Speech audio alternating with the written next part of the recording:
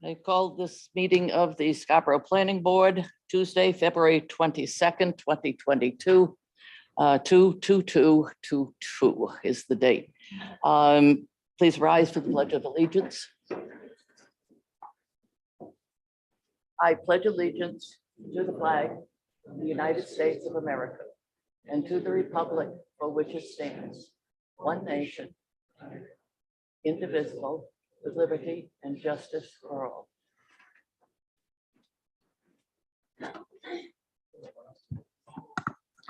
Thank you. And as I have already announced, masks are not required, but they are recommended. Doreen, would you call the roll, please? Rachel Henriksen, Here. Rick Meinking, Here. Audra Beely, Yeah. Karen Shoup, Here. Chad Reed, Here. and Jennifer Ladd. Here. Thank you. We have two of our planning board members are on hybrid or virtual tonight. The next item on the agenda is approval of the minutes of January 31st, 2022. Do I hear a motion? Second. Motion by Mr. Beely and second. A second by Chad Reed. Any suggestions or emendations? Hearing none. Jennifer, Doreen, will you call the roll, please?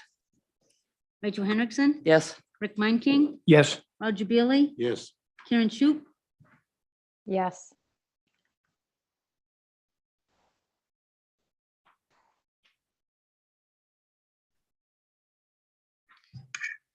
Thank you. Minutes are approved.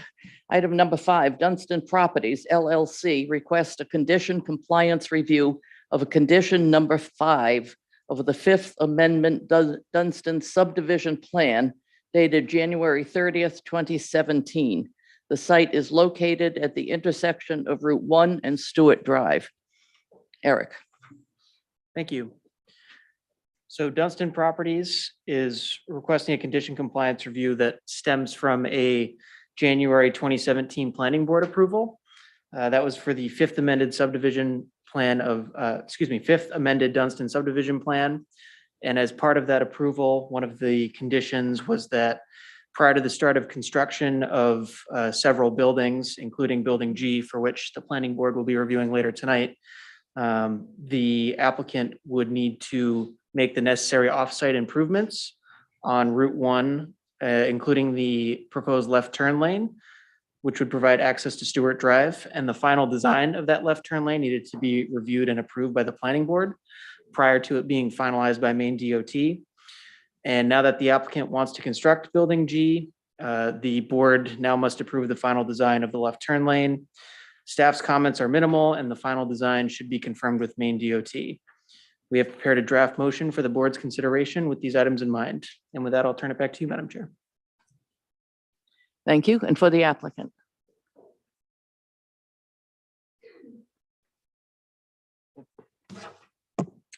Good evening. My name is Derek Caldwell. I'm a traffic engineer at Sebago Technics.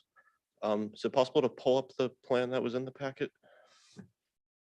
I suspect you're not coming through on that mic. So Okay. yeah, that works better. Is that better? Excellent, thanks.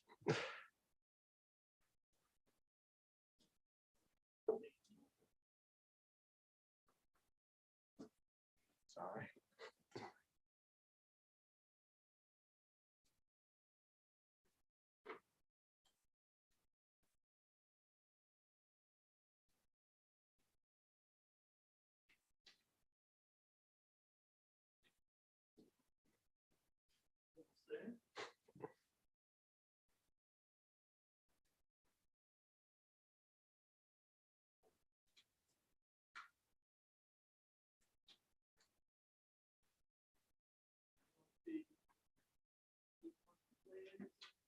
Yep, is right. The one included with the agenda.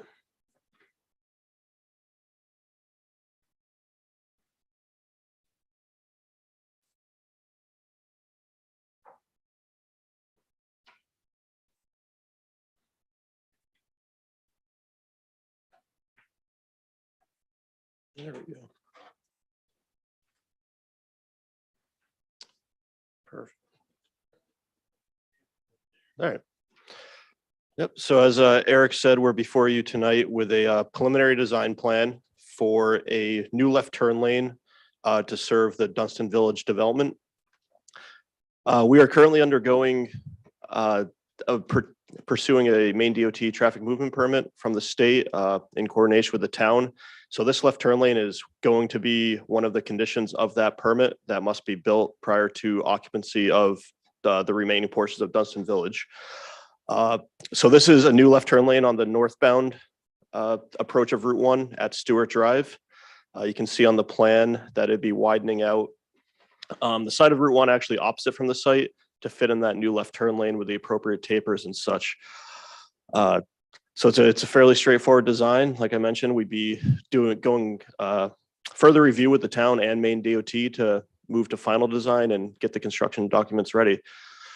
So that's all I have at first. I'll be glad to take any questions or any further information.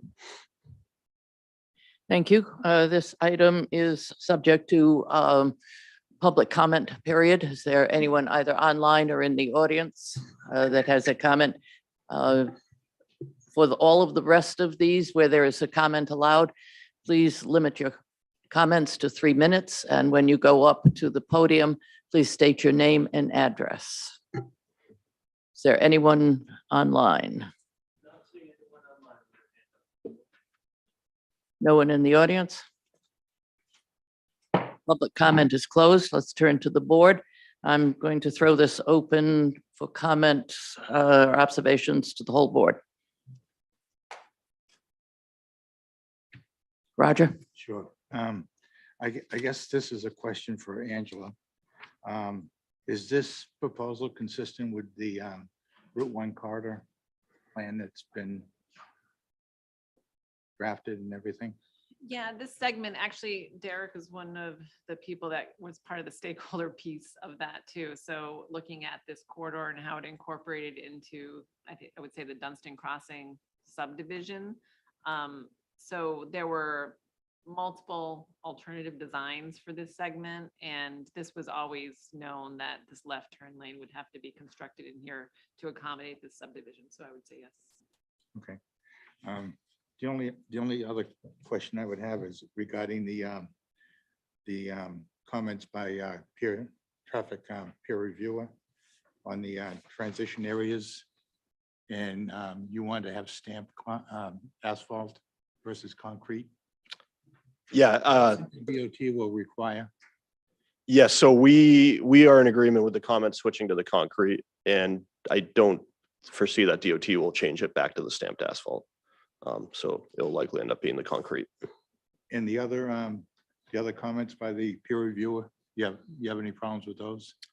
We need to look into some of them a little bit further. In terms of the right of way, we certainly will have that fully straightened out for final design. We will be getting more survey and such to verify all those right of way lines. And then the other comment on overhead signage, we haven't added that to the design yet, and we're going to have some more coordination with the town and DOT to get the details of any of that straightened away. Okay, and I guess his last comment was a time period when time frame for completing this. Any idea when this will? This has to be done before this new construction. So it's our understanding the work would be complete prior to occupancy of the building. I did hear some mixed language there, and that's in line with how DOT permitting would work. Any of the offsite improvements would be required for the relevant development to actually be occupied. So, Anyone else?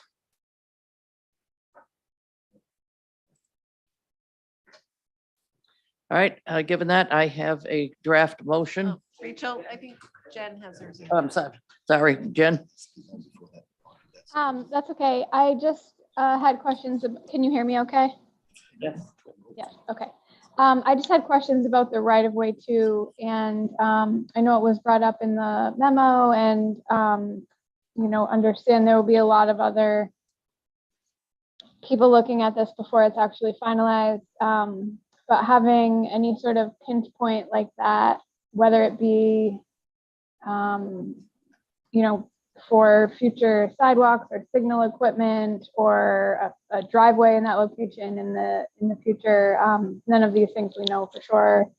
But it just seems like it would be something worth fleshing out at this time. So I'm glad to hear that there's going to be a little bit more investigation into that. That's all. Thank you. Anyone else?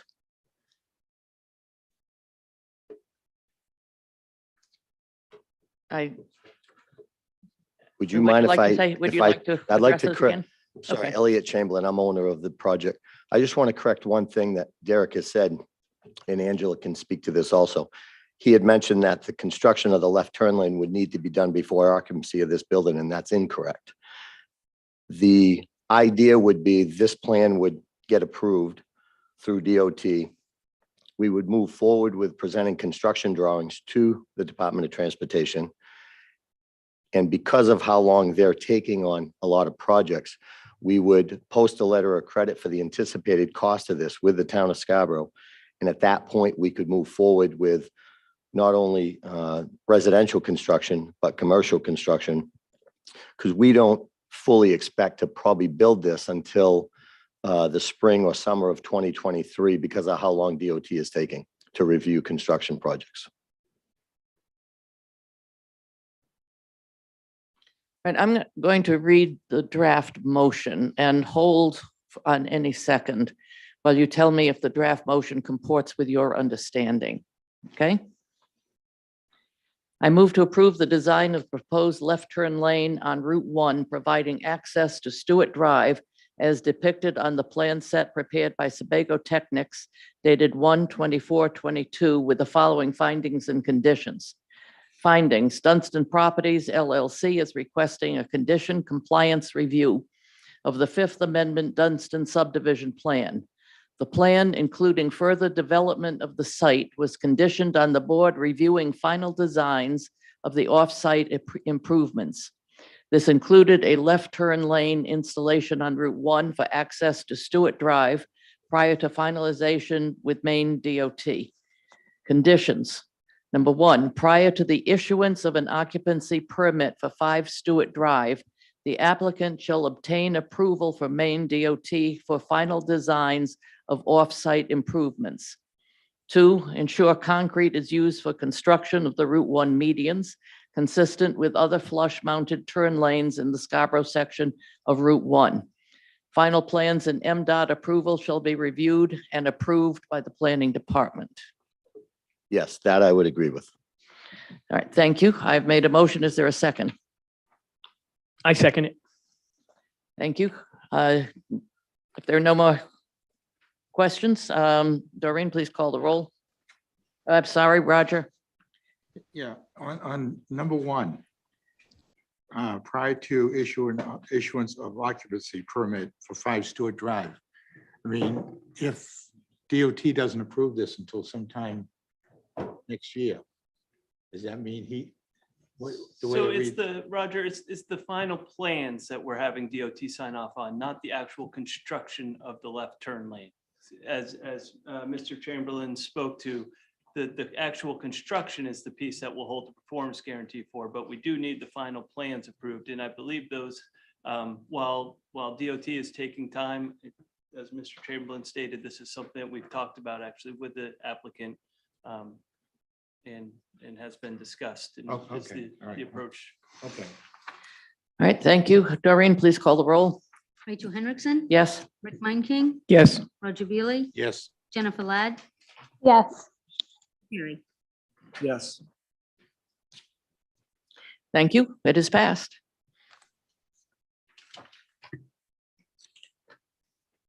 Item number 6, Scarborough Property Development LLC requests a site inventory and analysis review for 70 Holmes Road, Assessors Map R032 Lot 14.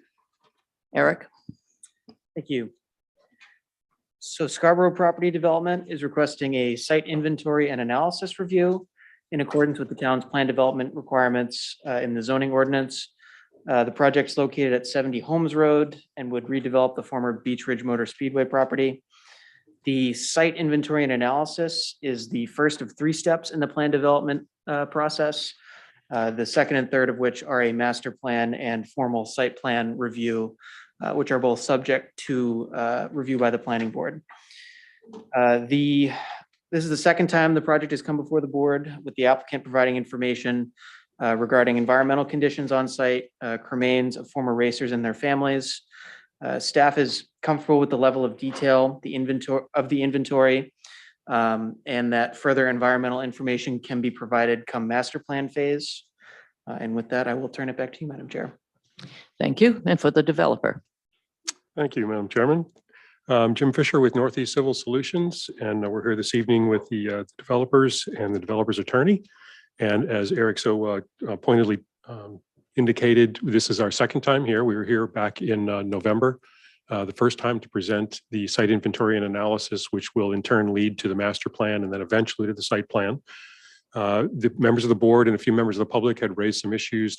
Some of the public issues went through the staff review, and we responded to that. So what you have before you is a second part of a comprehensive submission regarding site inventory and analysis. This is more of a review. As Eric mentioned, Jay, correct me if I'm wrong, but there's no real vote here. This is more of an acceptance of what you're looking You at. may address me with that question, please. Thank you.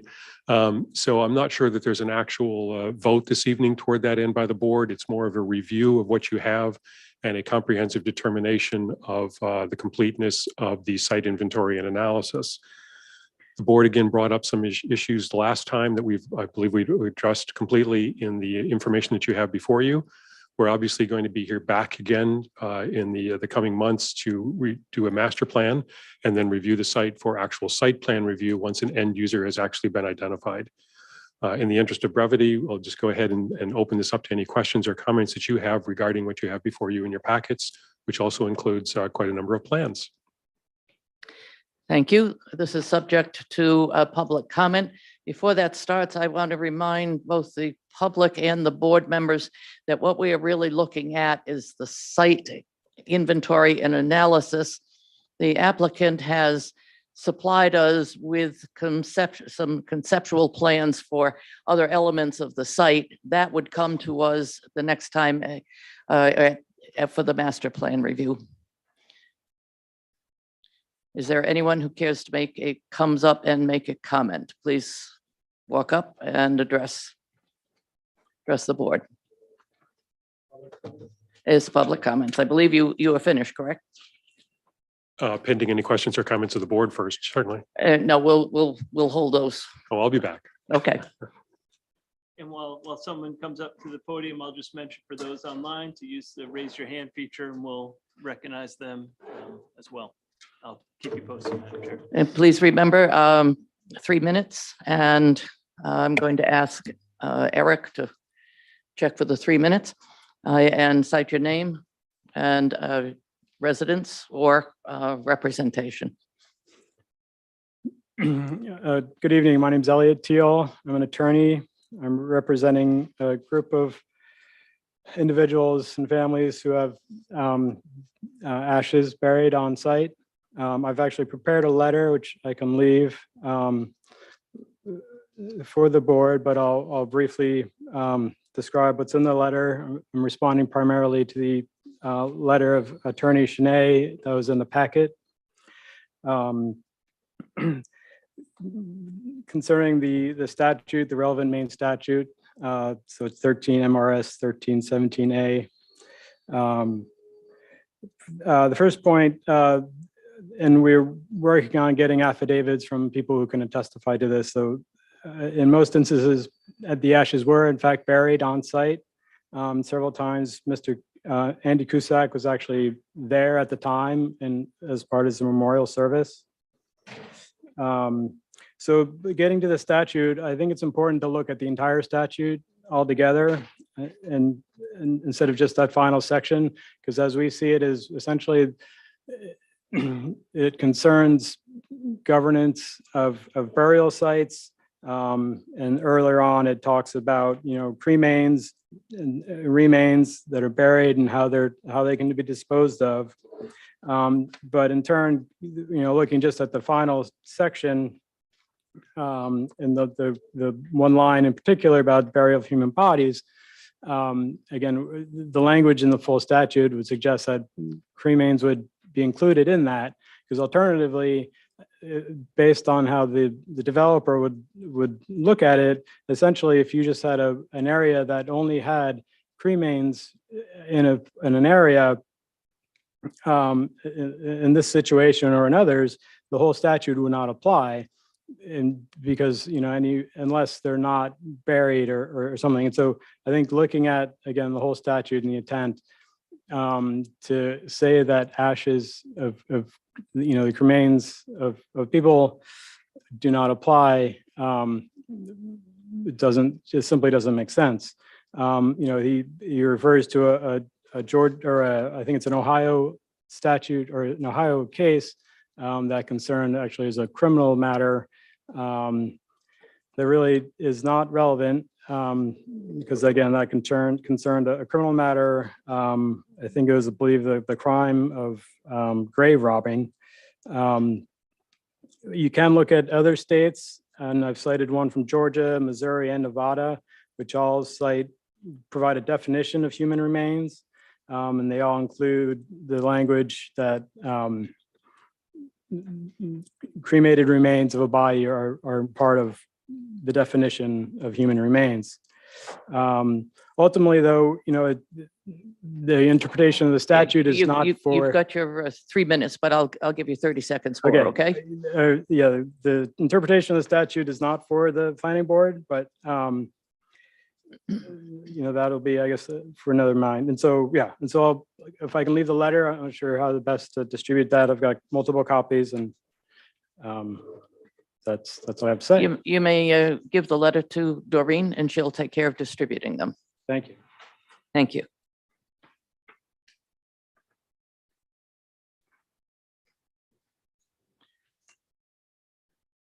Is there anyone online, Jay, with a hand up, or additionally in person here?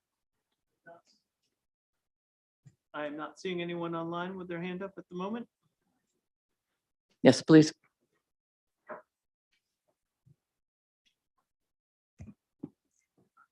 Denise Hamilton, 167 Two Rod Road. I understand you indicated, the proposed plans, that sketches that they included weren't going to be discussed tonight, but because they did include them, I do wish to point a few things out. According to the Scarborough Economic Development website, it states that warehousing is allowed in the industrial zone, not the light industrial zone, and certainly not one of the proposed magnitude.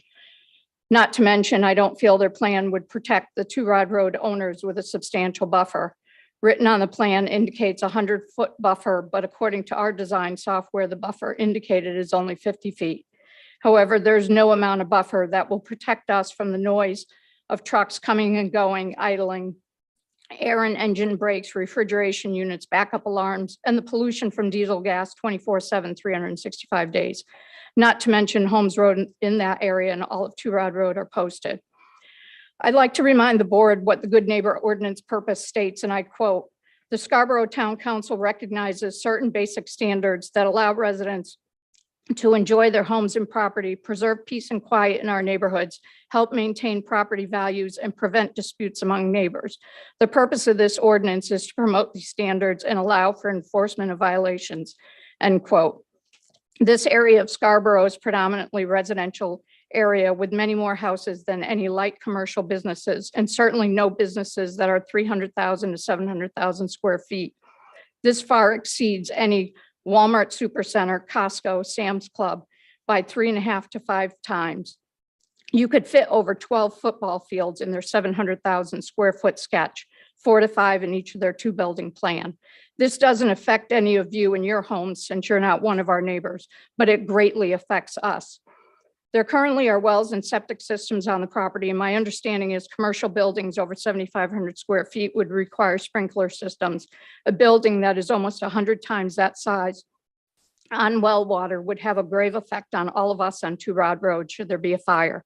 There's no public water or sewer on Holmes Road or even Two Rod Road. We live in the home my husband Warren grew up in and moved back to Maine after his father passed in 2013. We have totally renovated our home and property, and it was done with very hard-earned money over the years. And what we've done is increase the property value and the aesthetics of our home and property, which in turn helps our neighbors. One of our neighbors has done the same thing when he bought his property.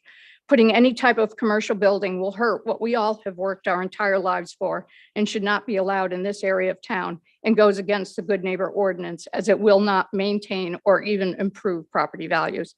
I ask the board to deny the developer's request for this project and to support the residents on Holmes Road and Two Rod Road. Thank you. Thank you. I would also note that we received a letter from John and Donna Jackman, and the board has considered that. Yeah, we've got, how about back there? Yep.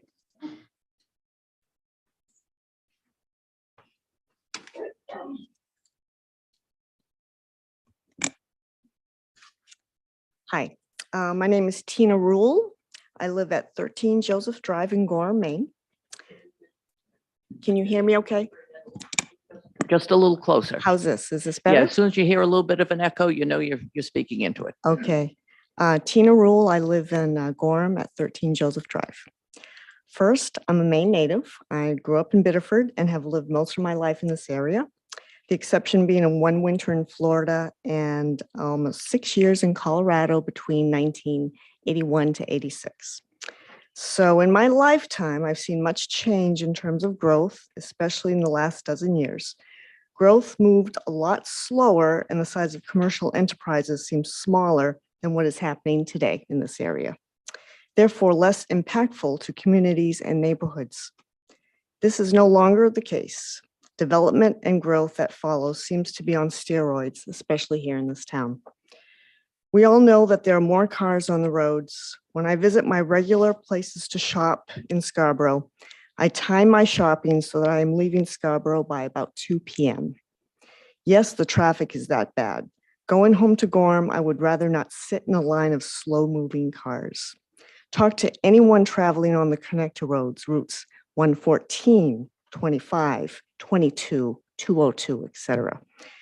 And also now Payne Road and Broadway. I could go on and on. My point is there's too much growth, the roads are too crowded, and the quality of life for residents is diminishing.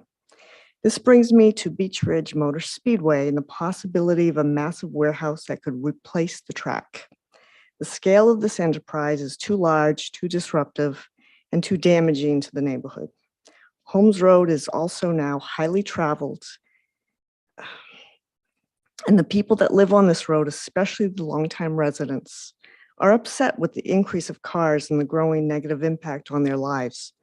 I know this because I recently met quite a few people who live on or near Holmes Road, and many are not happy with how the neighborhood is evolving. I have two thoughts on the racetrack.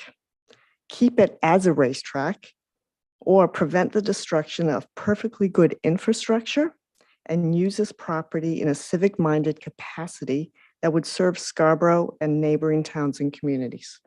The town, if it so chooses, has a unique opportunity to be forward-thinking.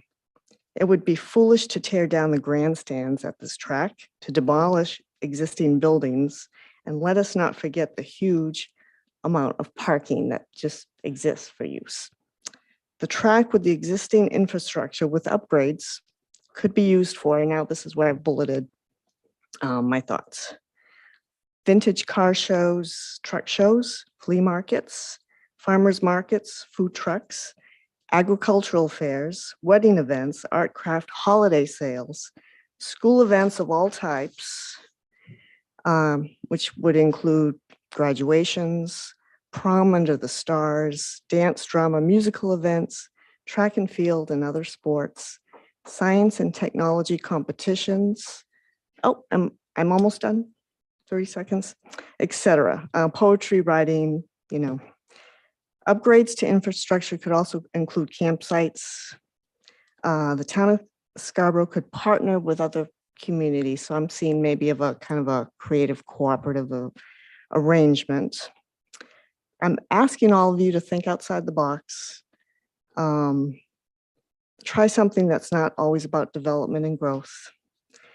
And one final thought, Beechwood, the Speedway is a historic property going back to the 50s.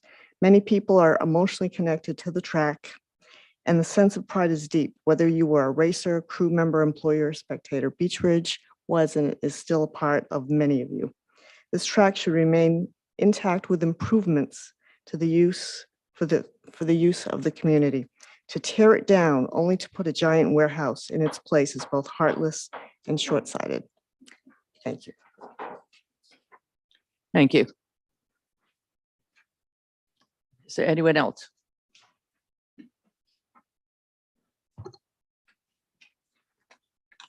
Hi, I'm Warren Hamilton, 167 Two Rod Road, and I'm not a public speaker, so just let you know that.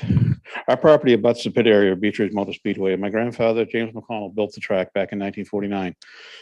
I'm disgusted to learn of the letter written by Andy Cusack to the town denying any ashes are buried on the track, the track site, nor gave permission to anyone to do so. During an interview with Bill Nemitz from the Portland Press Herald, published Sunday, December 19th, 2021, it says, an interview Friday with track owner, an interview Friday, Cusack confirmed that he gave permission for various families to bury ashes around the racetrack over the years and remains proud that Beech Ridge meant so much to them. In addition, I have an email from Andy Cusack that is November 23rd, 2021, acknowledging the ashes of my father, Warren Hamilton Sr., and giving me permission to exhume his cremated remains in any containment before the ground froze. His father and mother, Ralph and Jane Cusack, along with his brother, sister-in-law, Glenn and Tara Cusack, and his nephew, Nicholas Cusack, were all in attendance at the service in the infield of Beech Ridge Motor Speedway on July 26, 2013. In fact, the next day when I saw his father, Ralph, at the track, he commented on the service and how nice it was. There were more than 24 people in attendance who witnessed the hole being dug in the shape of number 71, which was the race car that he owned. And the service was performed by Reverend Dan Petfield of Racing with Jesus Ministries. His comment about the ashes, identifying them on the map as hearsay and speculation, is an assumption on his part and is false. And the majority of those families contacted myself or my wife, and have since we've retained legal counsel with not to disturb the ashes. As far as the 2 phases of soil testing, I would think it would be required to indicate exactly where the soil was tested and not just 3 possible insignificant releases that may have occurred historically at the site in connection with racing. It is a fact that Beech Ridge Speedway was once an oil and clay track that was treated with oil. The cars would come off the track and the tires would be covered with oil and be spread throughout the pit area for more than 30 years. Some of that dirt and clay was dug up when the asphalt was installed, but the oil would have seeped deep into the ground, not to mention the debris and contaminants buried in the back of the pit area. They've indicated soil drains well, but yet the pit areas are underwater most of the month of April after the winter snowfall and the heavy rains throughout the year. There also were dozens of oil tanks, tens of thousands of gallons of bunker C crude oil stored at the racetrack off turns 4 between the garage area. These tanks leaked. I was there. I was a kid. I knew. The valves on the tanks were leaky, and my grandfather was cheap. If that oil cost him less than the valve cost, he'd let it leak. So there's lots of oil in the ground at that racetrack, and we need to show proof of it. Also, throughout the steps have been taken on the Holmes Rd landfill, which abuts the speedway, to identify it as a brownfield. Those steps have not been completed according to the brownfield website and signed off from the DEP, as it has been. I'll give you another 30 seconds, but you have. There's been 3 minutes investigation already. stage. signed off by the DEP and is in investigation stage since 7/31/04. So the status of any contaminants seeping into the Speedway property is unknown during this time. It was open after it closed and sealed off. Thank you. Thank I'd you. like to see that email. Yes, they'd give it to Doreen. Thank you very much. Any other comments? Madam Chair, I will note that we have one person online who's raised their hand indicating they wish to speak. All right, I will recognize that person. Okay, Lori Baxter, I'm going to allow you to speak here. Thank you. My name is Lori Baxter and I live at 1 Kennebago Drive. I'm fairly new to the neighborhood. I built my house 5 years ago, but I'm an avid walker and very concerned about the high volume of traffic already existing in the area. Two Rod Road is a pretty busy cut through from Payne Road to Holmes Road and vice versa. And also trying to get out on Holmes Road at any given time is pretty hard at morning traffic and commute coming home from work.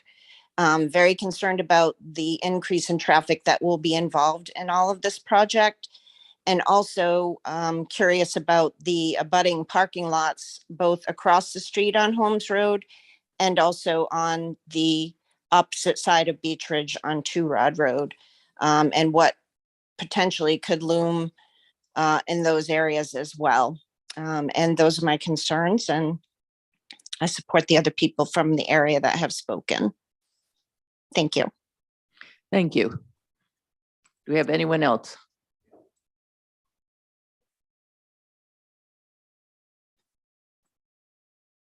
Hi, my name is Richard Pelton. My property abuts two sides of that proposal that these guys put up. And from what I've seen, the size of the building they want to do, there's really no buffer that I'm going to be, away from. There's no trees on one of them. It's going to be a parking lot, be lit up all the time. I'm not a real big fan of this at all. And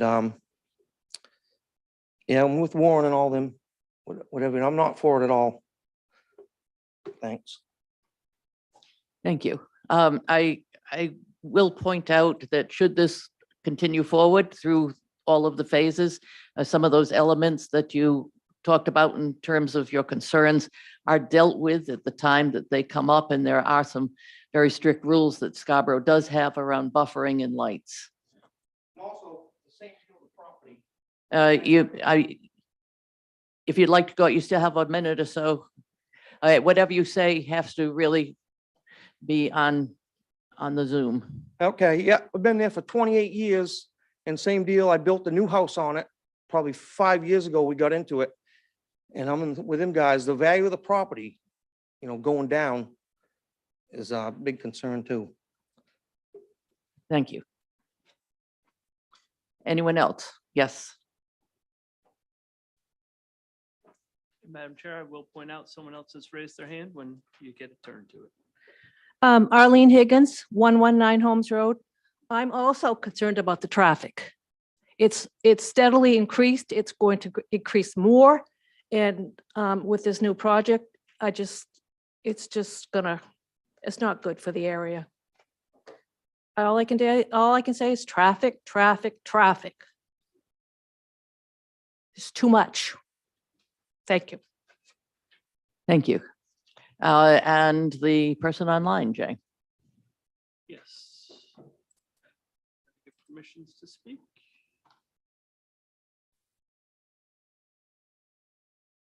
Hi, can you hear me? Yes. Hi, my name is Jan Anastasiov, and I live on 9 Harding Road in Gorham. I've been going there all my life to Beech Ridge, and my father's remains were buried there. So I just heard what Warren said about the denial of people being buried there. This is the first I'm hearing of it, and it's very discouraging. Like it saddens me that he would do this. But I am proof that my father's remains were buried in the infield and under the stands. I just wanted someone else's opinion out there. Thank you. Thank you. Anyone else?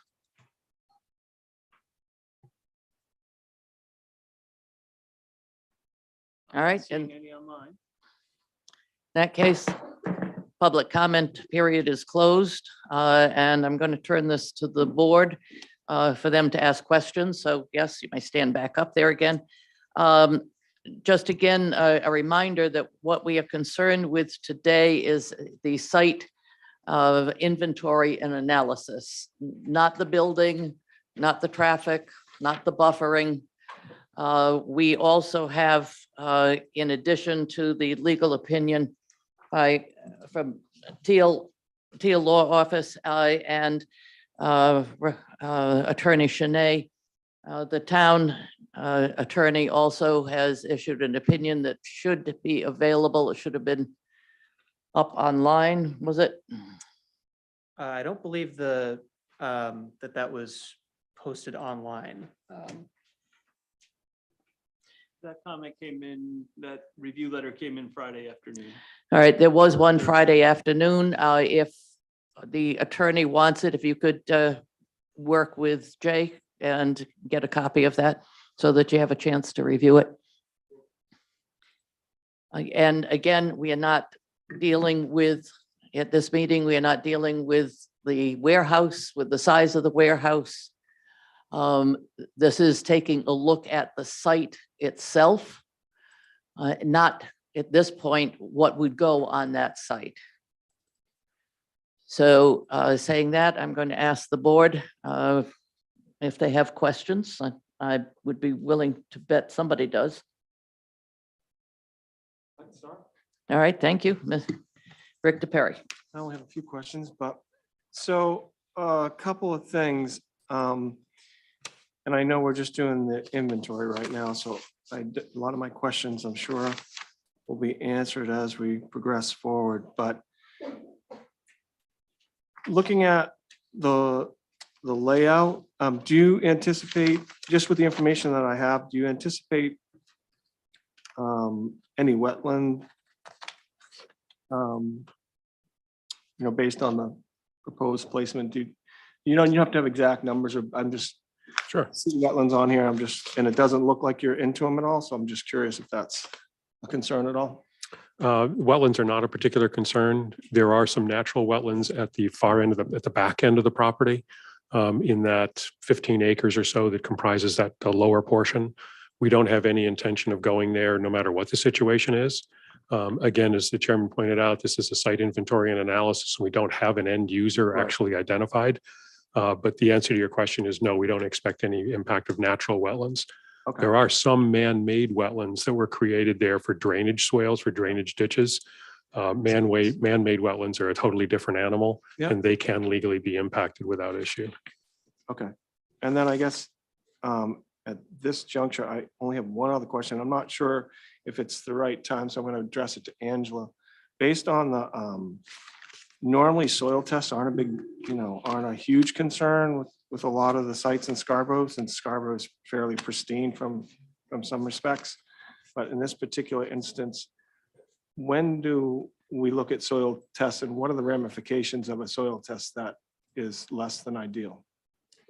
So one of the things we asked for the last time they came through was to see their environmental assessment, and there's different stages or phases, they call it. So they have provided information from a reputable engineering firm. So Ransom is in your packet, a summary of their phase 1 and phase 2 environmental assessment. I think staff still has questions related to the overall report, because what we were provided was a summary. So to Rachel's point, I think the next step, we'll be reviewing that more extensively I think someone had mentioned about where the test pits were located. Was it, a broad look at the overall site? Is it very specific targeted areas, things like that? So I think for this stage, staff was satisfied knowing that we were requesting the full document for the next stage, if that makes sense. Okay. Well, If I could Yeah. add to that as well, I think one of the other pieces to keep in mind as this goes through a process, because it's going to be an iterative process, many steps along the way. The DEP, the Department of Environmental Protection, will also weigh in. And so I think we'll be interested, obviously, in what their thoughts are with respects to contaminated soils and what if they exist, what exists out there and all that. There's still a lot to be uncovered and learned. Okay, yeah, it's kind of a unique property as far as that's concerned. It's a site inventory analysis. I don't really have any questions relevant to site inventory. What they provided for an inventory is satisfactory from that perspective for me. Thank you. Roger, you want to go? Sure. Just for the benefit of, I know we're not talking about the buildings, because I think I'm pretty sure I read somewhere in the narrative that the diagrams of the buildings were just, speculation as to what could possibly go there. Is that correct? Is that what Yeah. Okay. Yes. So just for the sake of the public, on a light industrial, can a warehouse go into that, Jay? Do you, Eric? So as a use, yes, that could be one allowed use that would have to go through the site plan process through the planning board. Right, but something of this size possibly could go in there. I mean, we really shouldn't be talking about size of No, I anything. understand. Just for the general public, because somebody in the public mentioned this could not be part of the light industrial. So I just wanted to. I can't speak to size, but in terms of a use, that is an allowed use in that That is zone. okay. All right. Yes. And then the only other comment I would make is regarding the ashes, the cremations. I think up to this point, at least I believe we're talking about scattering of ashes, but apparently there's some testimony now that there are some actually burials, formal burial sites on this. So obviously there's going to be some legal tangling to untangle here with this. So that's the only comment I have. Right, I recognize the traffic situation. Holmes Road is a real difficult street. We had a development go in there a couple of years ago around the bend, and traffic was an issue when we were talking about, and that was about 10 homes going in there. So I know it's a real issue out there. So I guess we'll have to see how this plays out, and especially with the burial sites, and then we'll go from there. Thank you. Rick Manking. No, Madam Chair, I don't have anything for the site plan analysis and inventory. I think everything's been laid out here. I think we know what's on the property today, and we know some of the issues that are going to be in the developer's hands to have to deal with. And I'll reserve any comments tonight and save them for the review of the master plan and then the site plan. Thank you. Thank you. Let's go to Jen Ladd. I generally don't have too many questions pertinent at this stage in the project. Other than, I certainly share some of the concerns that fellow board members have raised about soil testing. And I think Rick did a good job at, characterizing this project a bit different than perhaps some of the others that we look at in terms of what developments are dealing with for just existing conditions and what those, soil and other environmental factors, where they're starting from. So I too will be interested to follow along with additional information from Ransom and any other information about, potential contaminants. And there was a couple of comments that were raised by folks in the public that sort of highlighted questions I had prior, which have to do with some utilities for the site. And so obviously at this point, without a definitive development program in place. They're just sort of evaluating, what the potential of this site is. But as we get further along in the process, I'll be interested to see and learn more about, is this something that is this a project that will require a public sewer and water tie-in, or are the existing septic systems and potential wells sufficient for what may go here? And I bring that up because I'm guessing, based on the size of this site, that the threshold for that could be fairly low. So, I think that when it comes to matters of, wells and groundwater in particular, I think that'll be something that I'll be interested also in following along with, in addition to a lot of the other topics that were raised here. Thank you. Chad? No questions at this time. I'm just very curious on the next steps here. All right, thank you. Karen?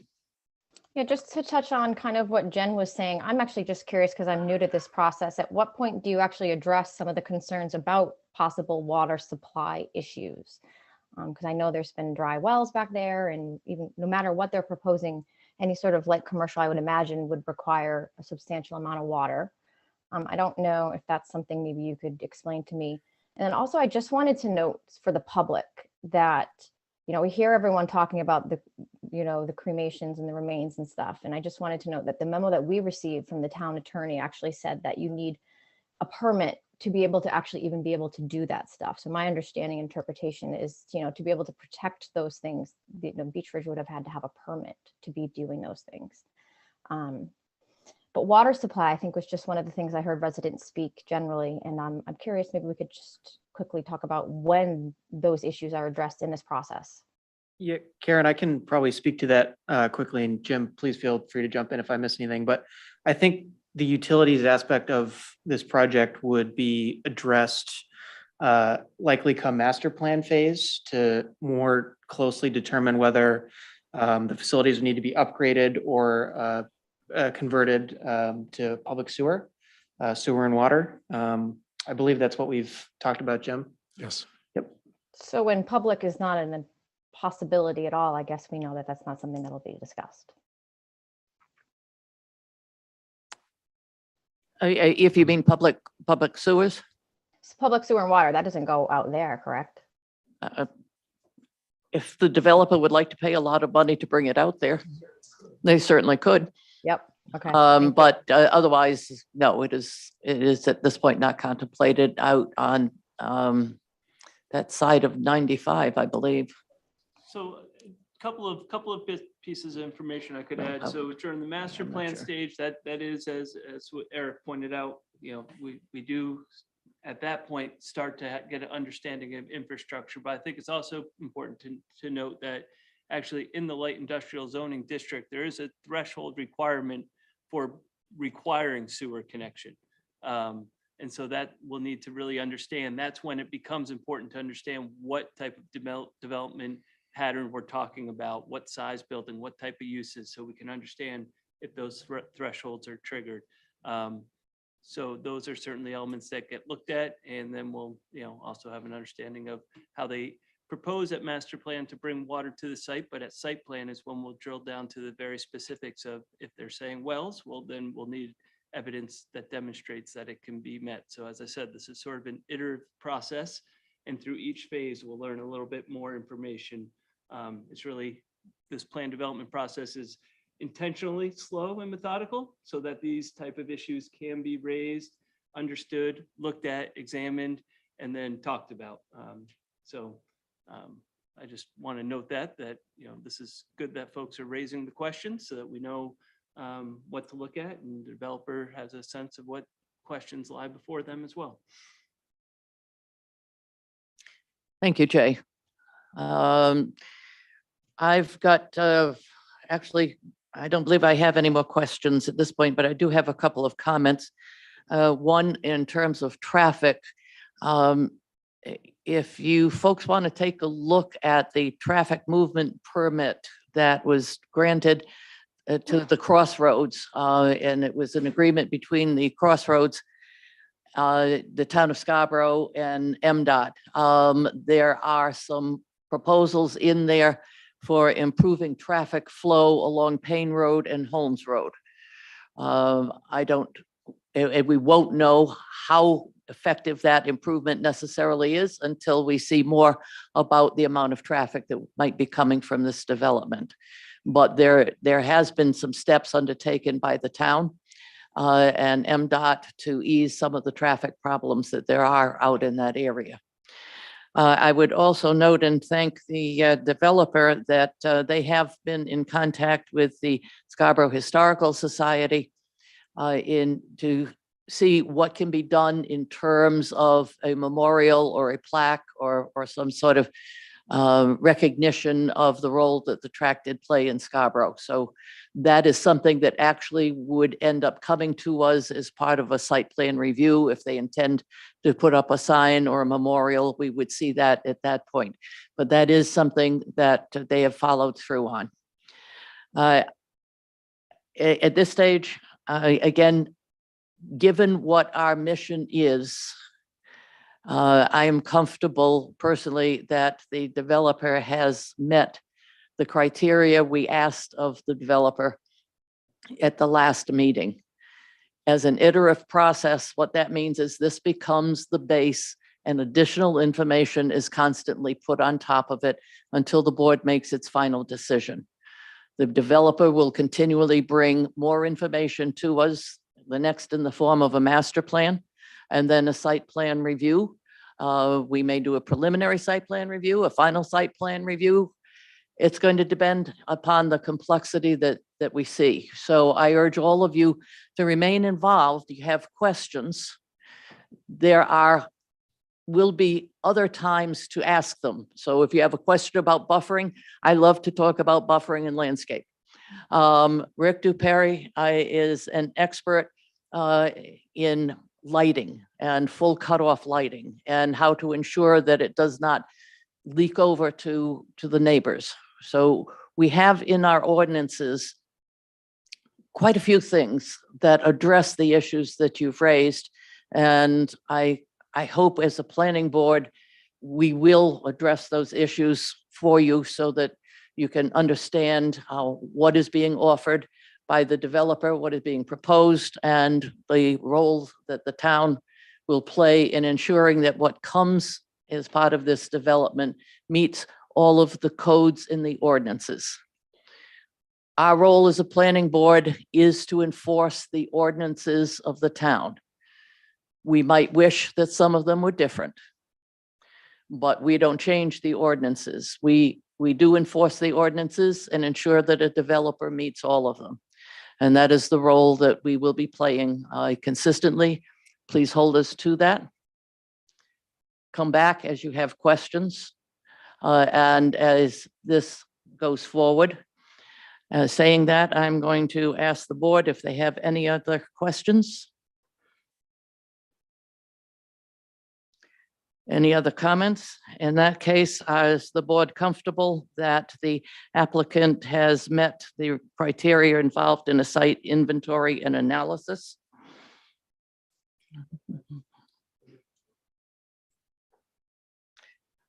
And the developer has got some guidelines that the staff is looking for and that we will be looking for. So we will see you for a master plan. Thank you very much. Appreciate your time.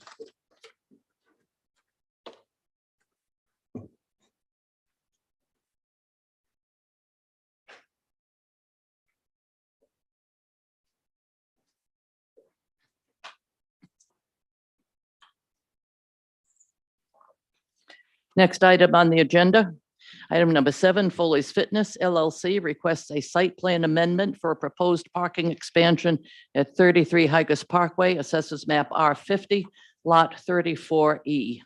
Eric. Thank you. Foley's Fitness is proposing to amend its site plan to, as Rachel mentioned, to expand their parking areas This would prevent vehicles from parking on Haggis to access Foley's during peak hours. The project includes revisions to a main DEP permit, as well as some upgrades to landscaping and utilities, as well as stormwater. From staff's perspective, the applicant has addressed all local issues that we've identified, and if the board is comfortable, it could move the project to a consent item at the next meeting once the main DEP permit is in hand. And with that, I will turn it back to you, Madam Chair. Thank you. And for Foley's Fitness. Hey, everybody. This is Jason Bafiatis with Atlantic Resource Consultants here on behalf of Mike Foley and the crew at Foley's Fitness. And then you see we got Mike and Joe on as well. Yeah, so we're just an update on everything that isn't a town permit. The DEP, I believe, has finished their technical review, and we're just waiting for that permit to get written. We do have our Army Corps of Engineers permit. And as I think everyone's familiar with now, the DEP is heavily under siege. So it's a lot of times getting a permit from technical review to getting it issued only takes a couple weeks, but they're just really behind getting these permits written, especially with all the solar projects. So I don't have a immediate update on that, but you can be rest assured that what's on the plan is pretty much what's going to get issued the permit. As far as MDOT goes, I think we've talked about this before. We've submitted our final design, and we're in the same boat Elliot Chamberlain was describing. We're in the queue for the final review for our construction plans for the left turn lane that we're going to be building. Fingers crossed that we get through that process soon, get approved, and then that left turn lane will get installed as soon as DOT can process us through their schedule. So other than that, as Eric was describing, we think we've hit all the items on the local review, and we're just happy to get here to the end and like to get get these cars off of Haggis Parkway. You did say that you were hopeful that it would be soon. How hopeful and how soon are you? Jason, this is Joe. I can say that is I made a couple of calls, one to the Department of Transportation, the other one to Army Corps of Engineer, and I was told that there are 42 projects pending review by two across the entire state engineers that are available to do that. They're licensed to do that, and we are number 14 in the queue. Yeah, and I don't know how quickly they might get 3 done in a week, or we're unsure of what the process is. And Rachel, were you referring to the MDOT or MDEP? Excuse me. Well, I think you indicated that both that you're waiting on the traffic permit, correct? We're waiting on the so we have our traffic movement. Yeah, you do have your permit. Yes, we're waiting on approval for it's a different division, approval for the construction of the offsite improvements. Yes. Eric? So that's design, right? That's not.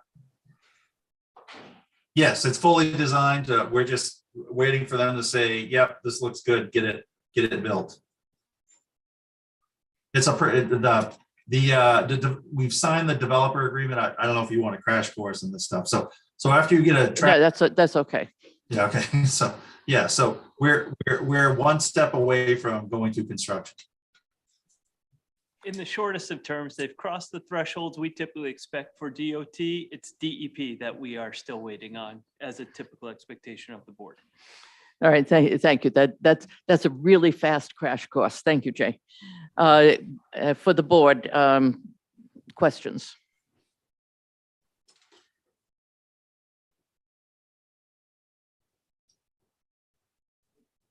Jay, anyone online? Oh, excuse me. Public comments. Did we do public comments? I am not. We have 3 people left online. Surprisingly, after the last item, we dropped, not surprisingly, I should say, dropped quite a few, and I'm not seeing any hands up at the time. All right, in that case, the public comments are closed. If I missed that earlier. Is there any member of the board that's online with the question or observation? I see no hands up as near as I can tell. Rachel, I'm sorry, Mr. Chair. I just like Go to say, ahead, thank you. anytime we can get cars off the street and in the parking lot is a good idea. There's a couple other establishments that I won't mention that I'd like to see the cars off the street in the parking lot. Glad you didn't mention them. Thank you. For the board, I recommend that this be put on the next agenda as a consent item. That hopefully would give them time enough, or the DEP time enough to complete their review.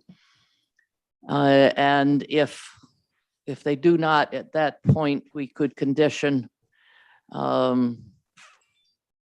we could pass, it's possible that we could pass it with approval as a condition before they start.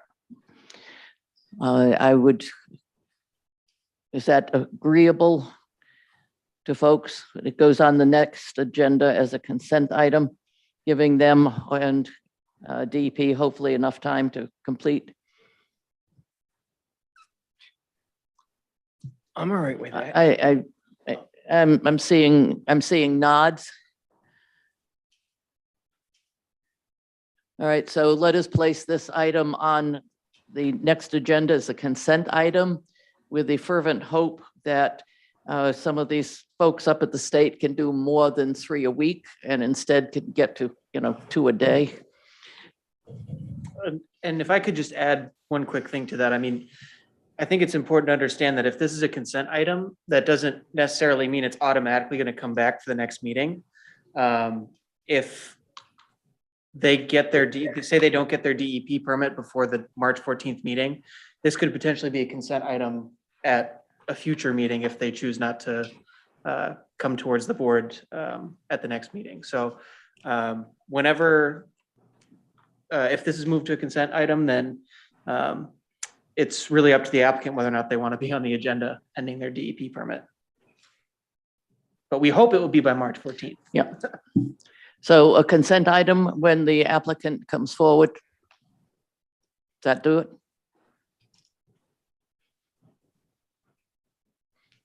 All right, thank you. Thank you. Hopefully that will take care of it and you folks will be all set and the traffic cars will be off of Hikers Parkway.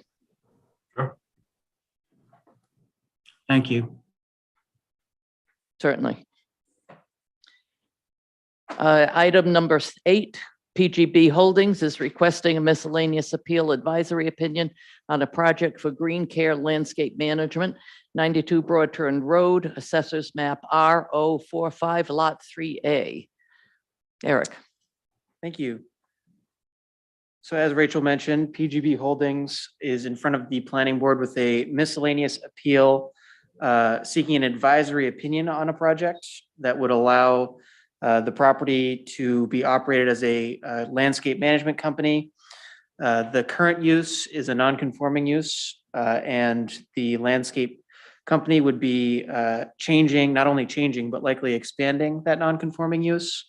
So by the town's ordinance, it would have to go to the Zoning Board of Appeals for a miscellaneous appeal approval. And also by our ordinance, the miscellaneous appeal process actually starts with an advisory opinion by the planning board. So the applicant is in front of the board tonight seeking that advisory opinion for the ZBA. And as site details can be addressed during these, if there is a site plan submission in the future for the property, those details can be addressed at that point. So staff has no further comment on this item, and we've prepared a draft motion for the board's consideration. Thank you. Thank you. And for the applicant.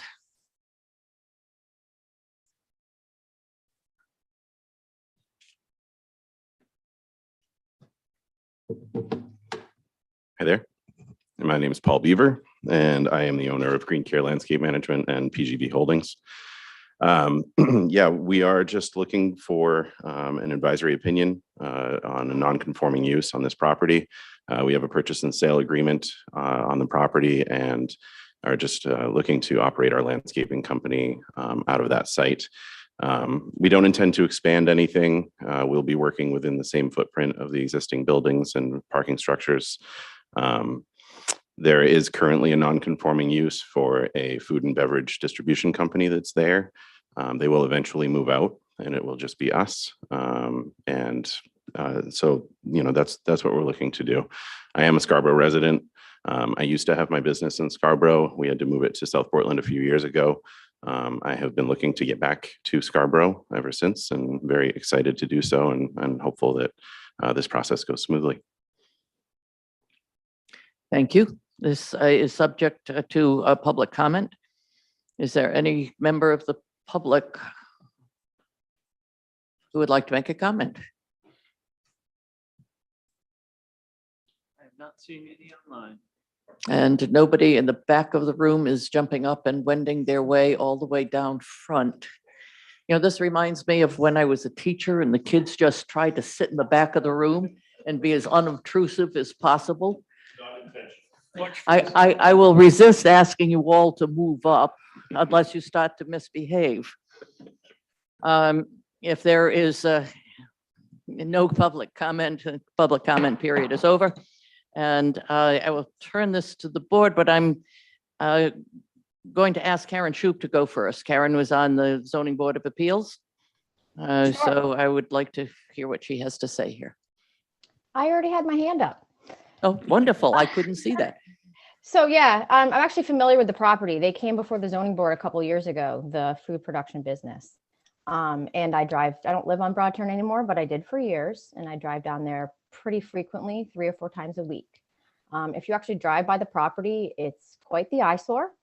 I know that the zoning board is, not always, if you're not going to be in conformance, but if you're going to maybe clean up the property, that's always super helpful. I think that's something that people want to see there. And I think the only feedback that I have, one of the things that caught my eye was I recall when I was on zoning board, we were very hesitant to require the applicant to put a fence in, even though we sort of felt like security wise, it would be a good idea. And it looks like that's like they already are proposing to put a fence in, which would I think would address some of the issues with the fact that it is somewhat of a residential area. I think what they're proposing is good. I think if you actually took a peek at what that property looks like right now, I think any sort of improvement, it's great to have someone from Scarborough wanting to come in here and fix that up. And I think their application is good. And I think if you just point those things out to the zoning board, I think it's good stuff. Thanks. Yes, we do intend to improve the property very significantly. We are also intending to put up a fence to separate the property from the residential neighborhood that's right next door. Awesome. Thank you.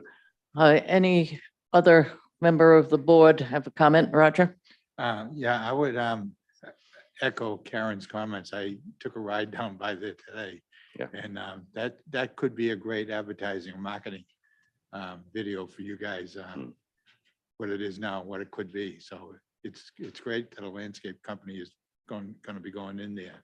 So it's going to do, I assume it's going to enhance the neighborhood. So Significantly, yeah. Good luck. Seeing no other hands, I look forward to seeing the site plan when it comes before us. I'm assuming that you're going to be successful in your appeal. And I have a draft motion. I move to advise the Zoning Board of Appeals to approve the miscellaneous appeal request of PGB Holdings. Is there a second? I second it, Madam Chair. Second, Rick Meinking. Any additional comments? No, in that case, Doreen, would you call the roll? Rachel Hendrickson. Yes. Roger Veely. Yes. Rick Meinking. Yes. Rick Duperry. Yes. Jennifer Ladd. Yes.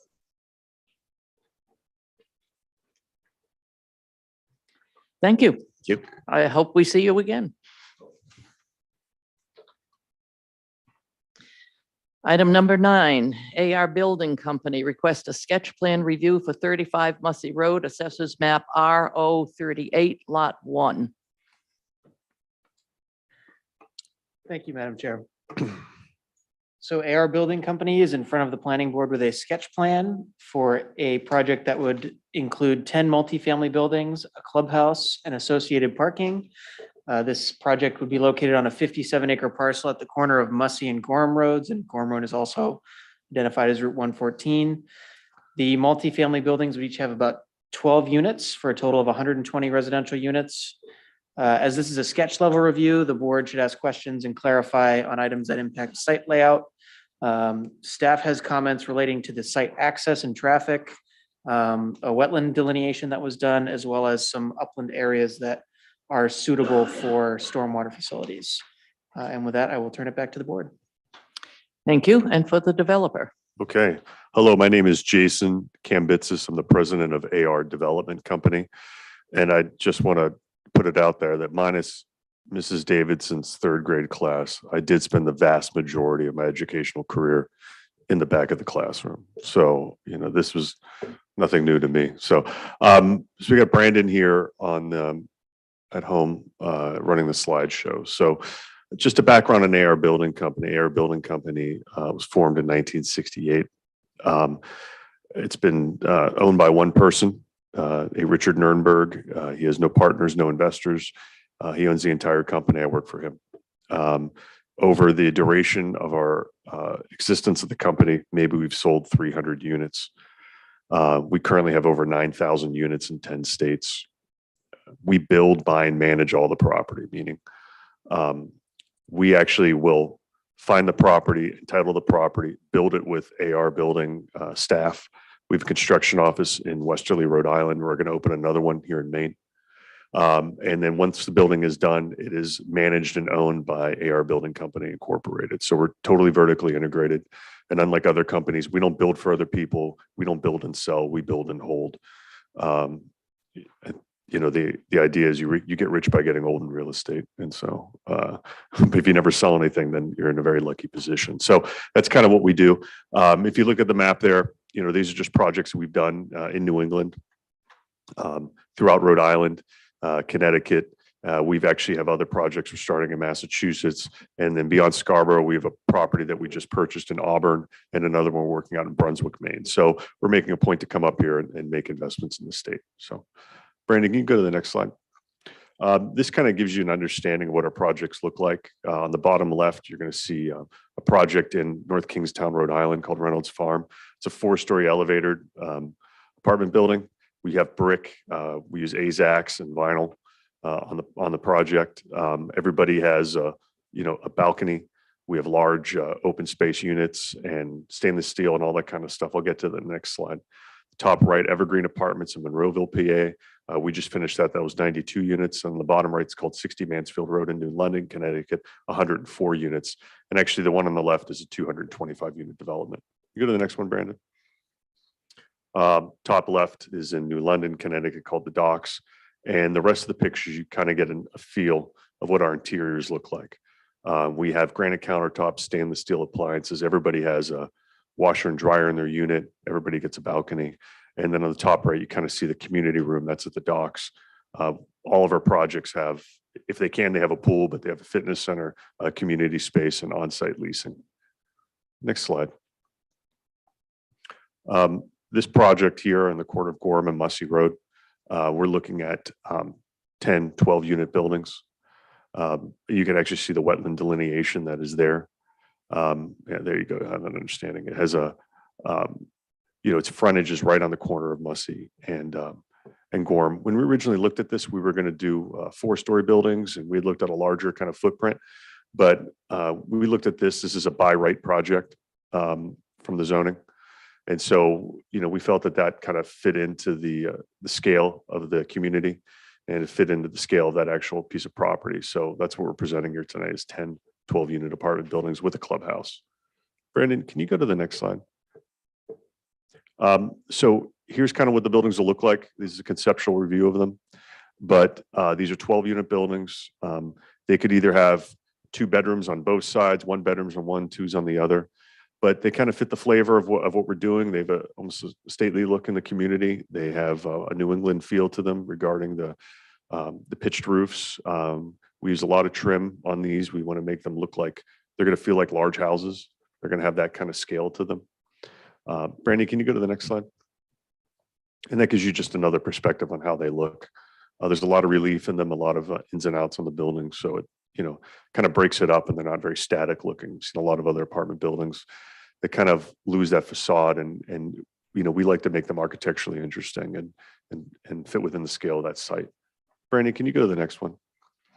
And this gives you, like I said, a layout of what the buildings are, 2 bedrooms on one on the other. They vary in size from 750 to, 1,100 square feet per the unit size. A lot of other communities, we do studio units, which are 500, 550 square feet. We're not proposing any for this. We're just proposing 1 and 2 bedroom apartments. Hey, Brandon, can you go to the next one? Is that it? Yeah, Jason, that's actually it. Okay, well, I'll let Brandon talk about the wetland delineations and where we were before. And I'll be here for any questions. Thank you. Yeah, so good evening, Brandon Carr with Decreed Engineering. And I'll just back up and I'll get a little more detailed on the site and then address some of the staff comments that Eric had mentioned. So as it was introduced, the site is approximately 57 acres. It's got the Nonsuch River going through the southern portion of it, with the wetlands on the northern side and the shoreland protection zone that extends from that. So with regards to the wetland delineation, the site was fully delineated back in 2012. Last year, they redelineated the northern side, since that's the side we were looking at, for development. We can, we didn't reconfirm the edges on the southern side just because they cover pretty much wetlands, cover the entire site south of the river for the most part. So all that area south of the river was excluded from our density calculations anyway. So we weren't as concerned with the extent of the wetlands on that side, but we could, we could update that delineation if required. All the upland areas on the northern side that we're counting towards the development. As Jason said, so I mentioned the other existing condition I should mention is there's a sewer easement. If I go to the next page, we see it a little bit better. There's this existing sewer easement that runs through the site that we anticipate working around, working with the sewer department on what changes we can make within that easement. We wouldn't be looking at raising or lowering the grade too much. We'd be trying to work with that topography there. But the site's laid out as 10, 12 unit buildings. You can see there's a cluster up along Mussey and Gorham Road, and then another cluster of 4 in the rear here. The site would be serviced by public public water and sewer. And for stormwater, we'd be proposing a mixture of above and probably a good amount of below ground subsurface drainage that would be designed to meet Scarborough's and Maine DEP's requirements. We provided a density calculation for the town zoning code on this plan. And after the steps that you take to get the developable area out of this 57 acres, slightly less than 18, I think it's like 17.95 or so acres are deemed developable. And that would equate at the 5 units per acre that this zone allows, that would equate to 89.5 units. And that's per the zoning code's definition of units, which is, changes based on the bedroom and unit size. So the 120 units that we're proposing when calculated using the zoning interpretation of unit size equals 79.2 units. So the allowed would be 89.5 and we're at 79.2. For parking, the zoning code requires 210 spaces. Our current plan shows 218 spaces. That's kind of the ballpark we would be in. That's a healthy amount of parking for what AR building typically sees at their developments. And then there were some staff comments on traffic, mainly on, as proposed, we're proposing the main entrance for the development off of Mussey Road. This entrance you see on Gorham would be, we've currently proposed it as an emergency access only. That's how Tobago Technics, who's performing the traffic review, is first analyzing it to basically bring everything out to Mussey. They are, given the staff comments, we are going to look at the whole intersection, everything suggested in the staff report. They are starting the full traffic study now. So I believe they're waiting until April 1st to do the count and then completing the study. That's about it at this stage. We're just kind of conceptually laying out. We have done geotechnical analysis on the site, borings and test holes, done a phase 1. No real red flags with either of those. Updated the wetlands, the survey, kind of just gone through all our site due diligence and laid out this project. So as we get into engineering, obviously we'd be coordinating with any town departments and kind of refining this plan as it moves forward. So that's pretty much what we have to present. If you have any questions for Jason or I, we're here to answer them. Thank you.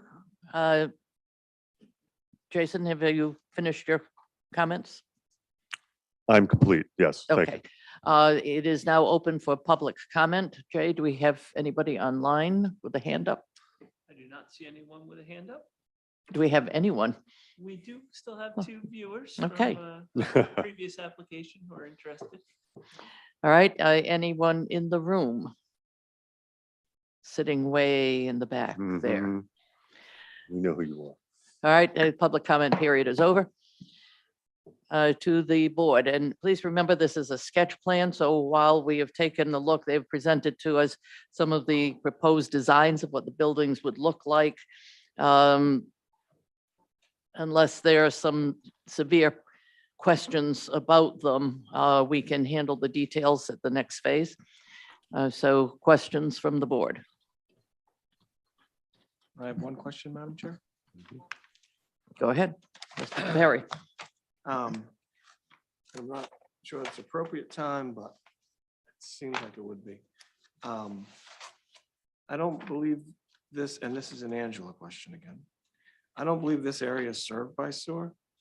And with this many units, does it need to be served by sewer?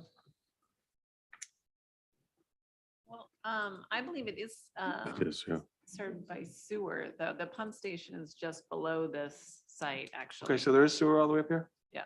So I that was know an easy that like the question. school is on public sewer, which is diagonally across. So I'm not exactly sure the pathway, and obviously it goes right through the site. So I'm sure there's sewer in the area. Yeah. It's just not That exactly was, knowing the path. that was my only question. Sorry. And That was a softball. That'd be really interesting, right? You can't get it. Yeah. And That's Rick, good. the density that is currently proposed, actually under the zoning ordinance standards would actually require being connected to public water and sewer. So with this sort of density, that's, that would need to be, That's what I, that would need to that's what I happen. thought. Yep. But I wasn't sure that sewer was out there. So I'm sorry. That's all I have though. Thank you. That's okay. I think the sewer goes right up to Payne Road, up Gorham Road, I believe. Somebody nod, please. Okay, good. I have a nod from there. Other comments by the board? Come on, guys, I'm here. Roger? Sure, thank you. I think this is kind of pretty interesting. This is a town center, village center area, and this development could really enhance that whole neighborhood there. Oh, good. I mean, especially with the plans the town has to make a complete streets right out to Payne Road. Mhm. And so this, I think this could really be a real stimulator for that whole area there. Good. I'm kind of curious. I mean, I think the site looks good. I mean, I have no problem with anything you're trying to do right now. I am kind of curious though. On your earlier version that you presented a few weeks ago, there was I think you're gonna do an easement or some arrangement with None Such Brewery for parking. Is that basically? Yeah, well, that was part of, when we did that before, there was, we were trying to do contract zoning. Yeah. And that would have been part of it. At this point, we're not calling that out, but we have discussions with them in order for them to purchase it. And we're not, but we haven't we haven't finalized anything. So we have had discussions and we know that that's part of it. We don't want to cloud the approval. Let's put it that way. But we are planning to work something out with them because we do know that they do need parking and they have other uses they may want to put there. And we think it would only benefit us to have that. I mean, we see that as a big win for everybody. So The other questions I have, just basically philosophical, I guess, is oh, good. Yeah. what prompted you to consider this development in Scarborough? Yeah, it's a pretty heady philosophical question. Yeah, I mean so if you look at our portfolio of projects, things that we do, we really like this kind of community and we like this size of development. You've got a community that has a lot going for it. You've got a lot of great public services, nice house sales, and we've got a lot of retail right around it. So if you put it on a map, you can see everything you would ever want in housing is right around the corner. And so we kind of pick these communities for that reason. Just when you say, well, we're in Auburn, we're going to do 128 units in Auburn, Maine. Nobody's built anything new in Auburn, Maine, but it's kind of like this. It's near all this stuff. Same with Brunswick. And so philosophically, that's how we look. We say we can do a project like this and find success anywhere. And again, since we own them, it behooves us to make sure we get it right. Other people will build them and sell them. And so we view this as a strong community with only a strong future. And so we saw that. We pulled up to the site and said, we want this. So we've looked at it a few times and we're excited to do it. I think it's going to be a great project. And what's the phasing? I mean, just generally speaking, I mean, with the GMO, they can only do something like X number of units per year, right? Yes, so that'll be, the GMO will come into play as sure that I know we've had conversations. Yeah, we have. Yeah. Yeah. As was mentioned, they were initially poking at potentially doing this as a contract zone, but have decided to do it by, as he said, a by right project. So this would be multiple years. It would be, yeah. And even if we did it on their contract zone, that was kind of going to be our idea was we do 45 units at the end of 1 year, start another 45 or do something like that. But we feel with this and the way the GMO works and what we're looking to do, we'll come in, we'll do all the site work and then we're going to lay down, I don't know, 7 buildings at one time. We'll just have to phase it out. But the idea here is these things take 2 to 3 years to build out. So the last comment I'll just have is I thought it was kind of interesting business plan when the Beacon and Gateway was here. Are you familiar with those over by Cabela's? I do know them, yeah. And I remember them telling us that they were going to put in their amenities first, and then build around it to enhance the. Yeah. And they sold out like gangbusters. Yeah. Where others tend to let that be the last thing they do. They get the units up first. Yeah, I mean, we have it where that we can't open our buildings unless we have those on, because how can we say we have a luxury apartment community where you don't have any amenities? So we definitely do that first. We do our leasing office out of it. So yeah, that'll be the cornerstone of it, and the first thing that'll go up with the first bank of buildings that we do. Yep. That's all I have. Thank you. Thank you. Additional comments? Anybody else? Rick? From what I see, this seems like a pretty viable project.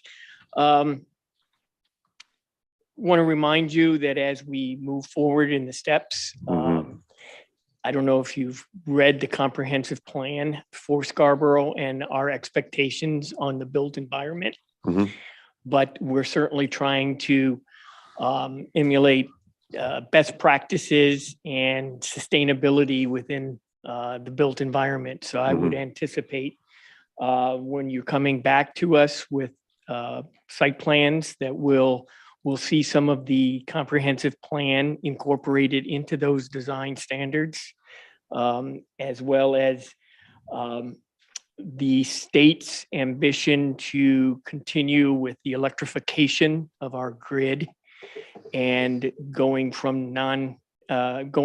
non-combustible HVAC systems is the preferred pathway moving forward.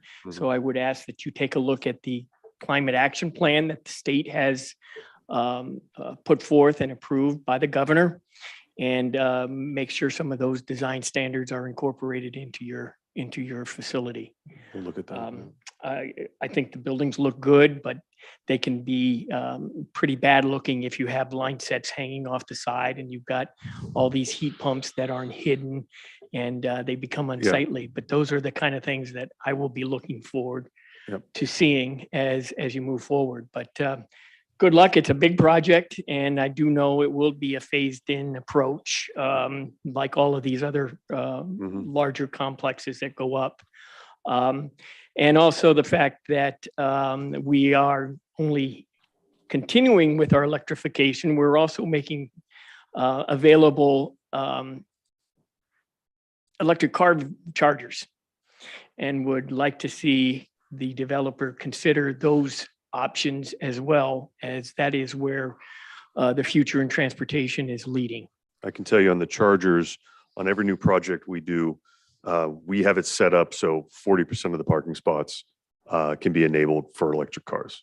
And so what I mean by that is we don't put in 40 of the spots have chargers on them. We They're design it capable. within it, and then we can plug it in I later like the on. way you're thinking. That's Yeah. what I'm Yeah. hoping to see in plans. Yeah, yeah, we do that across the board, anything that we're doing. So Very good. Yep. Then I look forward to seeing this continuing down the path. great, thank you. Thank you, Madam Chair. Yeah, Good. you've made Rick very happy. Good. That's good. Any other questions? And by the way, I know why you were sitting in the back of the room now. Yeah. Other questions, Chad? Yeah, just hope there's future consideration for connectivity and how it weaves into the neighborhood with walking and pedestrian ways. Chad, I think you're going to need to lean forward a bit into your mic. Yes. So just connectivity and bicycle, walking pathways, and so forth. Yeah, I mean, that was one of the staff recommendations that came up the sidewalk around it. We're happy to do that. Yeah. But yeah, no, looks exciting. Good, thank you. We're excited. Anybody? Jen, I think I see your hand up. Is it Jen or is it Karen? I can't see from here. It's Jen. All right. I have a couple of things. I appreciate Chad's comment about connectivity and any opportunities for this project to be linked into the other, the surrounding neighborhood. You made reference to it a couple of times in your presentation. This is one that I'm having a hard time picturing this. The layout as you've presented it is just a lot different from what my understanding of what a town village, what our zoning around the town village center district could be. And again, this is my interpretation of it. I'm certain that you've looked at it. But when I think of a town village center, this is not necessarily the type of layout that I picture. You are literally proposing this project at the center of a town village center district, at the crossroads at a major intersection. And just for the benefit of the board and any other members of the public, we have this, we have similar zoning to this area in Oak Hill, in Dunstan Corner. Like these are our downtowns, little downtowns. And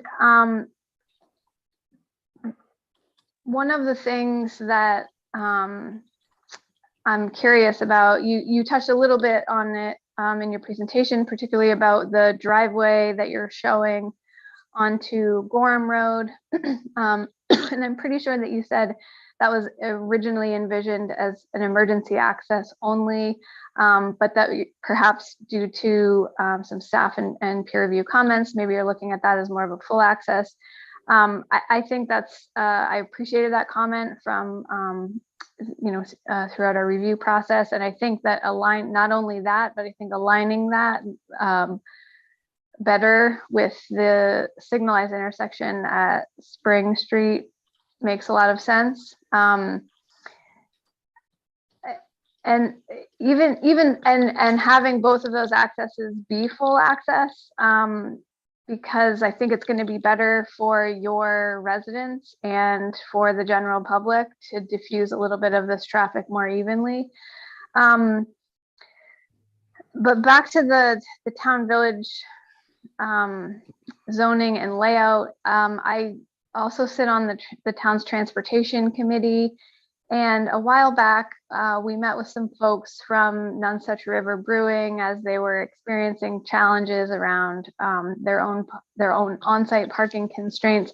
And part of our conversation around that,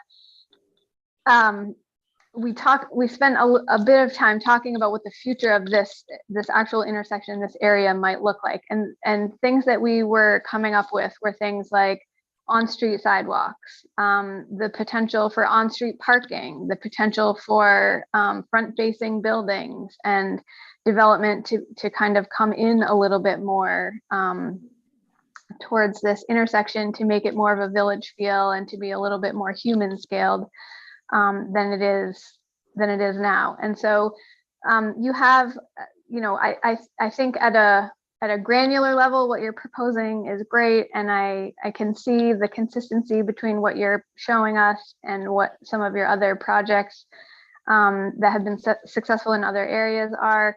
But I'm just curious if, if you gave any thought to different layouts that may have been a little bit more community facing. I mean, I'm picturing your development being internally focused as opposed to being externally oriented out more into this this village community center. It's clear in my head, but I'm not sure if that's I understand what you're asking. a concept that I'm getting across effectively. And so given that this is a very large undeveloped piece of land in the context of this zone and this intersection, I'm just curious if you gave any thought to that in terms of what being part of a village might look like for your development program, and then why we're seeing the layout that you've chosen. Yeah, so the layout that you are seeing is the layout that we could do by right, meaning this is what the zoning code says you can put on there. Now, there's other things I guess you could do if you talk about a mixed use building or things like that. That's just not what we do. You talk about a traditional building with commercial in the bottom and everything. We don't do that, and it's a really tough thing to do, especially at this point.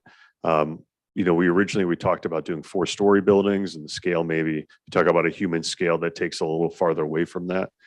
These buildings are 4-sided buildings. And what I mean by that, if you hear the term, is that there's no backside to it. What you see in the front is what you'll see in the back, meaning there's doors and there are decks and there's people looking out on the street, and those, what's facing Mussey and Gorham Road, you're actually going to have people looking at those. And you're not going to have people looking at those with, stuff hanging off their decks, because we're pretty vigilant about that. But I think when you look at the scale of the buildings around it and everything, it's going to kind of fit in there. Now, the traditional idea of having a big building there or something like that, yeah, that's not really on the program here. I know when we talk about None Such, as we discussed, we're trying to help them out as well and hopefully bring more people there. Sidewalks, as we stated, we're happy to do that. I don't know about on-street parking. I don't know if that's really available, but we can definitely do that. And so we're just trying to work within the limits of that. We would do a different building. This is the first time we're doing 12-unit buildings. There is that provision in there that you can't have buildings more than 12 units.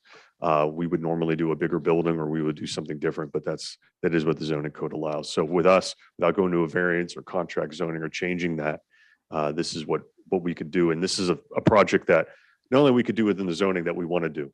We look at things and say, well, this is what you can do. And we walk away from projects if we don't like it. The outcome has to be something we want. And this is a project that we feel comfortable with and like the way it feels. So. Okay, thank you. That's very helpful. And I think probably part of my vision challenge is maybe just associated with your early stage in the process here. As you were explaining that, I can, sort of go on to picture landscaping plans. Of course. That, integrate this a bit more with Gorham and Muzzy Road. So thank you for your explanation, your thoughtfulness behind that, and for, trying to fit, both your program and what the town may need in this area. I think the only other question, I spoke a little bit about pedestrian facilities earlier. I really just I'm just glad to hear that you're open to the concept of sidewalks, and beyond that, that you recognize that your proximity to a variety of other desired uses is really ideal. We don't have big undeveloped lots like this so close to so many other things. And so I think that's going to be an amenity to your tenants for sure. Things like shopping, transit, there's churches. And in particular, the school, you're almost directly across the street from one of our elementary schools. And I know that you've referred to this being luxury properties and a mix of 1 and 2 bedroom homes. And I feel like we're often told that those are types of units that don't typically have children in them or send children to school. But I think that the housing situation in Scarborough and the general area around us has sort of enlightened us all to that we don't really have a typical anymore, and that families of all different shapes and sizes are coming into wherever they can come. And that even if it wasn't a family, if it was a teacher or, who knows who may be renting from you here. But I wanted to make it a point to point out that is also a very close proximity to your project, and that giving thought to how that may be connected certainly would be important to us in our community, but also in fitting in with the zoning vision for this area. And I think that's all I have at this point. So thank you very much for your project and for your time.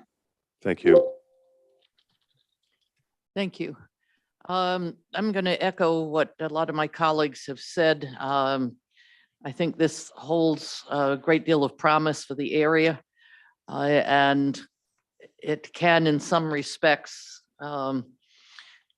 both finish off that corner and that town sort of area, giving it much more of a sense of a town development.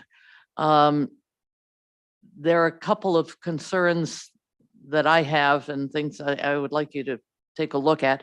I understand that at this point, there's nothing before us from the None Such Brewery. But I will tell you that the thought of anybody crossing Gorham Road at night in an unsignalized area is frightening. I know that cars go down Gorham Road at night and at much faster than appropriate speed.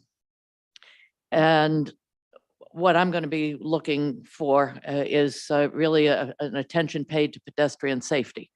How are the kids going to get to the school? How are they going to get across the road? And they'll take the shortest cut they can. We know this. And I guess I would really urge you to make it the primary exit at the Spring Street Gorham Road, which is signalized. And I understand that would mean you'd have to find another location for one of the buildings, I would suspect. But I think that is a way to encourage folks to get safely to the other side of Gorham Road if they cross at that signalized area. I would also suggest that you take a look at perhaps putting in some walkways on the Mussey Road and the Gorham Road side of the buildings, so that it's not just that there's an entrance there, but people walk along there, and they walk along the outside, and they might go out the back of the building and walk along the outside to get to the clubhouse, not just be limited. Oh, yeah, to the we do inside. that. Yeah. And that would create a much closer connection to the street, and provide much more of a Mhm. community walking feel to that. So I would like you to take a look at that. We certainly want to take a look at the wetland delineation that you said is available, the newest one. Mhm. Yeah, we'll want to take a look at that. At the point at which you come to us with a more complete design of the housing and the layout, then, I'm sure we'll have some comments about landscaping and some of the design standards Mhm. that you've chosen, but I will say they look pretty good. Good. And I appreciate the mullioned windows that you have there. So I think a hard look at using Gorham Road as the exit because of the signalization there, and making the exit on Mussey Road is the emergency. That I think would be, I think would solve a lot of problems and a lot of the angst that you might have heard here tonight about the concerns with transportation. Mhm. As somebody who's been almost T-boned more than once at the exit of Mussey Road and Payne Road, it's going to be 2 to 3 years before we see a signal there. So I think directing more traffic to Gorham Road at this point is really important. And it will allow people more access to some of the amenities that there Mhm. are along that road. So I appreciate what you're doing. I think this is a project that holds a great deal of importance for the town, and is going to be a great addition to that area. I'm also on the Parks and Conservation Land Board, and we love to see every attempt made to improve the status of the Nonsuch River and improve the buffering along there. So I believe you've had some conversations yeah. along that line. Mhm. I think that's a wonderful addition to the town with if that goes forward. So that's all I have. Do you have questions of us in terms of what we're looking for? Or? I pretty much think I get it. Okay, Yeah, I think good. we're good here. Yeah, it Well, was good. That's wonderful. That's Yeah, good. yeah, yeah. What a difference. Okay, No, we great. understand. Yeah. Thank you very much, and we Yeah. will see you with your next phase of development. Great. I just want to say I really appreciate the time, and thanks for taking time to look at it and the questions. We're happy to answer anything. It's what we do all day long. So. Yeah, all yes, right. and just let me say, my kids live in Rhode Island. I'm familiar with your developments. Oh, good. Well, that's great to hear. So, well, thank you. Have a great evening. Thank you all.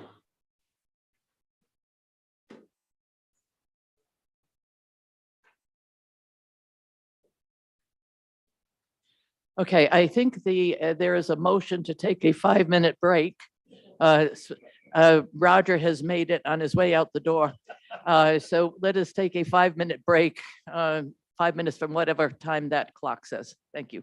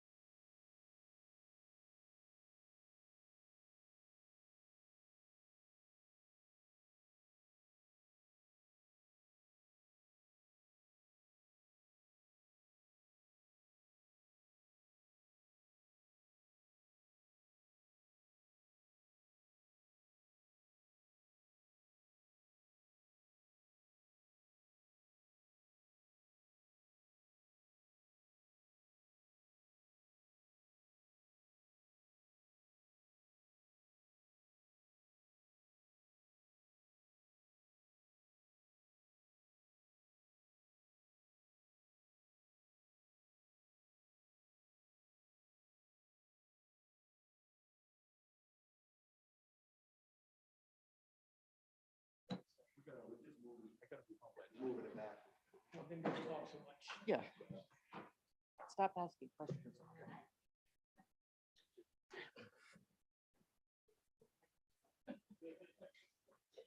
The meeting will come to order again. Number 10 on the agenda, Dunstan Properties LLC requests a site plan review for 5 Stuart Drive, assessors map U030, lot 1707. Eric? Thank you, Madam Chair. So as Rachel mentioned, Dunstan Properties is requesting a site plan review for a proposed 2-story retail and office building at 5 Stuart Drive. The project is part of a master plan for Dunstan Village with previous site plans for building coming before the board, such as Dunstan Tap and Table with as well as a hair salon and office building.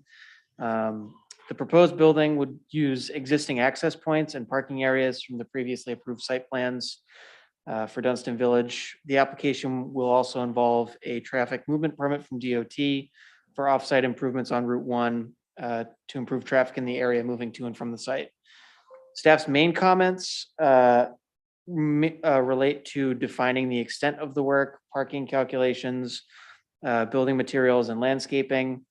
Given the complexity of the site and the lack of clarity on some of the issues, there are some minor details that would better help staff understand the project. So we believe that this project would benefit from another site plan review meeting. And with that, we will turn it over to the board. Thank you. And for the applicant. Thank you, Madam Chair. Members of the board, my name is Sean Frank. I'm a civil engineer with Sebago Technics out of South Portland. With me is Elliot Chamberlain, the owner and developer of the project. Eric was good enough to agree to kind of show the slide. So I'm just going to give a quick presentation if I could, Madam Chair. And we do understand we have had discussions with staff, including the traffic engineer. I think you can see in terms of what item 1 was today in terms of the left turn lane coming along Route 1 and the intersection associated with that. Eric, I think there was one before that, if I could. Oh, I'm sorry. Like I said, Jay was good enough to agree. I know I agreed, but I'm happy to do it. This is the first plan sheet that I have, but what are you looking for? I was actually looking for the original. The overall master plan? Yes. Okay, let me just dig into the file. I sent like 4 or 5 individual. I have my email open. Yeah, rather than going through the whole plan set, Jay, I was just going to go through like 4 or 5 that I sent Eric today. Just wait for that email to come through. So again, just from a quick history, this is a project obviously that Elliot's been working on since basically the early 2000s. The main phase at that point in time was the residential development off from Broad Turn Road. It was probably 6 or 7 years ago, 7 or 8 years ago now, perhaps, that we came in because once we were going to come through with the next phase of residential development, which is basically the Stuart Drive connection from Broad Turn Road back up to Route 1, it made sense at that point in time to include the master plan for the Dunstan Village. So we did go through that master plan. It was funny just kind of seeing the discussions you were having regarding the beach ridge, because we kind of did the whole thing as well, the site inventory and that type of thing, and working our way to the master plan.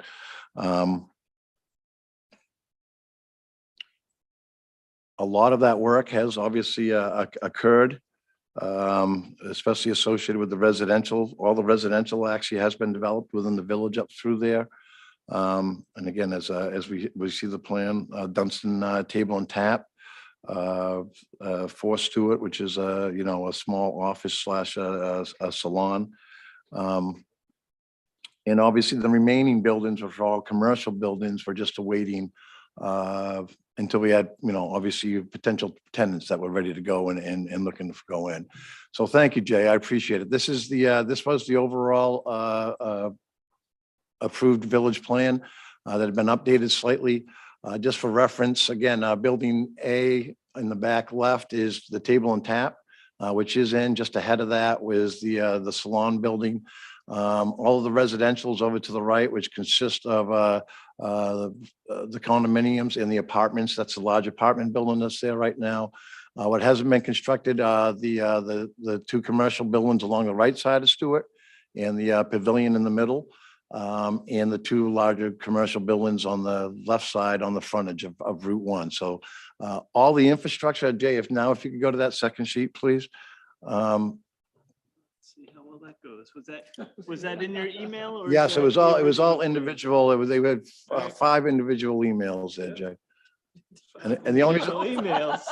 I mean, no, individual PDFs, I'm sorry, within the one email, 5 individual PDFs. That what you're looking for? That's what I'm looking for. And the only reason I was providing that is because that basically, again, that's just a cover sheet, but it shows pretty much what has been constructed out there at this point in time. Again, all the parking's there. Stuart Drive is in there. All the parking's been constructed. What we are basically missing is that's our proposed building there. Thank you. And again, the buildings, the commercial buildings on the left, the commercial building on the right, and the pavilion. But again, Stuart Drive's constructed, all of the pavement, all the parking's in, the utilities are in, and the stormwater management's in. So really what we're talking about from a development standpoint is building G and the associated sidewalks and a dumpster that goes with it. Thank you, Jay. If we can go just to the next one again, the next one's just a site plan, kind of a blow up of that. Again, just a blow up of it. So again, it's really the building itself. The building size is in exactly accordance with the master plan. The master plan did propose retail on the first floor, offices on the second. So that's how we were kind of looking at it. Again, also really looking at from a construction standpoint is the footprint of the building, the sidewalk out to the curb at the parking on Stuart Drive, the dumpster location, and some associated sidewalks along the rear and the side of the building. Thank you, Jay. We could just go to the building, which is the next one. This is the building that he's proposing to do. And again, it's a 2-story facility, all glass along the front. Again, so that we have the retail component along the Stuart Drive with the parking that comes off from Stuart. And then the offices up to the top. And I did have a quick perspective, Jay. I don't know if that was included, a colored perspective. Yes, and the idea of this was just to kind of show the general idea of going down Stuart Drive. So again, that would be the first building on the right would be the closest one to Route 1. Then the pavilion would be the smaller building in the middle. And then again, basically the same building, which is building G, which is to the back of the site, which is the one we're proposing here. Again, with the idea of the parking on Stuart Drive, which again, those parking places are in place now with the curb.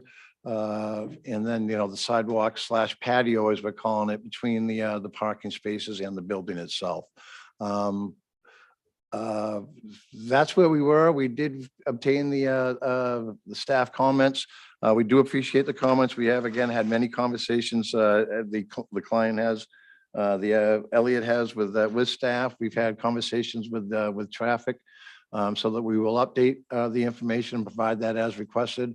Again, we were probably looking at it as a little simpler. I mean, maybe Elliot and I look at that perhaps a little bit too much in terms of, basically it's the building that was approved as part of the master plan going in down here at the end of the property. But we appreciate the request for additional information. We are working on updating that. We will get that to you, but we certainly wanted to present it to the board tonight and to certainly ask if there were any questions or anything you folks wanted from us in terms of our next presentation. So with that, Madam Chair, I would conclude my presentation. Certainly be happy to answer any questions the board has. Thank you very much. Thank you. This is also subject to public comment. Is there anybody online, Jay, that has a raised hand? Well, we did have one person join us, but their hand is not up at the moment. Nobody in the room. It's kind of an echo going on back there. All right, in that case, I declare the public comment period over and turn this over to the board. Who would like to start? I'll start. I have few and easy questions usually. All right, this will be kicked off by Rick Perry. So I have a couple of maybe simple questions. So I'm thinking that our trips and our parking density and all that go by the use of the building. Yes. Thank you. I also appreciate the efficiency and effectiveness and speed in which you go through your presentation. All good. There are some benefits of, do we call it age or experience? So, downstairs, you got this all labeled as physical therapy, which is nice. That's all good. And then you got I don't know what that word it means. Should I know that word? My capacity? demising wall, What's the word? DEMISING. I suspect it means like a firewall. Like Yes, it's just a separation wall that physical, because we have, again, wall. the physical therapy is a space that's actually leased at this point in time. So we'll have a dividing wall between that and the abutting, which will be another, obviously another retail door space. We don't have a tenant for that at this We don't point in know if time. Could be retail, could be office. It's, Yeah. the And then tends to be upstairs, retail. I'm assuming it's all office. It's all most office likely? upstairs, yes. Okay, and that's how you came up with the parking density? That's and the- correct. And the parking based on the original as well as the traffic. Again, the traffic peer reviewer did ask us to revise our traffic impact based specifically on the proposed use. So we will update those numbers. Yeah, right. And I kind of saw that, but then the parking, I think we defined early on. And so I didn't know if the parking that you defined early on just coincided with what the use was. It does for this particular building. Absolutely. Yes. It's the exact same size and the exact same uses that we had as part of that original. I think the biggest thing from staff standpoint was that we should have included that calculation, I think, as part of this particular submission. So we could just kind of have that running tally going along. Yeah, that makes sense. And I like the building. It looks nice. It goes along with everything else that Elliot's done out there. Very professional. On top though, are those air handling units that we can see from the road? And I'm gonna let probably one of the other board members chime in later if we care about that. I thought we didn't want to see air handling units from the road. So just for what's worth, yes, the commercial design standards do seek to provide screening for roof mounted units. Yes, the lot is, there's hardly any land left around the building, so all the HVAC units would be on top of the roof. And we are trying to build up the facade high enough so that we would hide the visualization of those units. Okay. But they will be going on the roof. So is Yeah, there, they just on the drawing, I was noticing how nice the windows and the doors look, and then I saw those air handling units, if that's what they are, and I thought that doesn't seem like something that you know. We would just, some of the things we're trying to verify in this zone is total height of the building, making the first and second floor work structurally and Yeah. still provide enough space for ductwork in the building, and then still get enough height from the facade above the finished roof to hide the units. Okay, I figured you had that on your checklist, but I just thought I'd ask.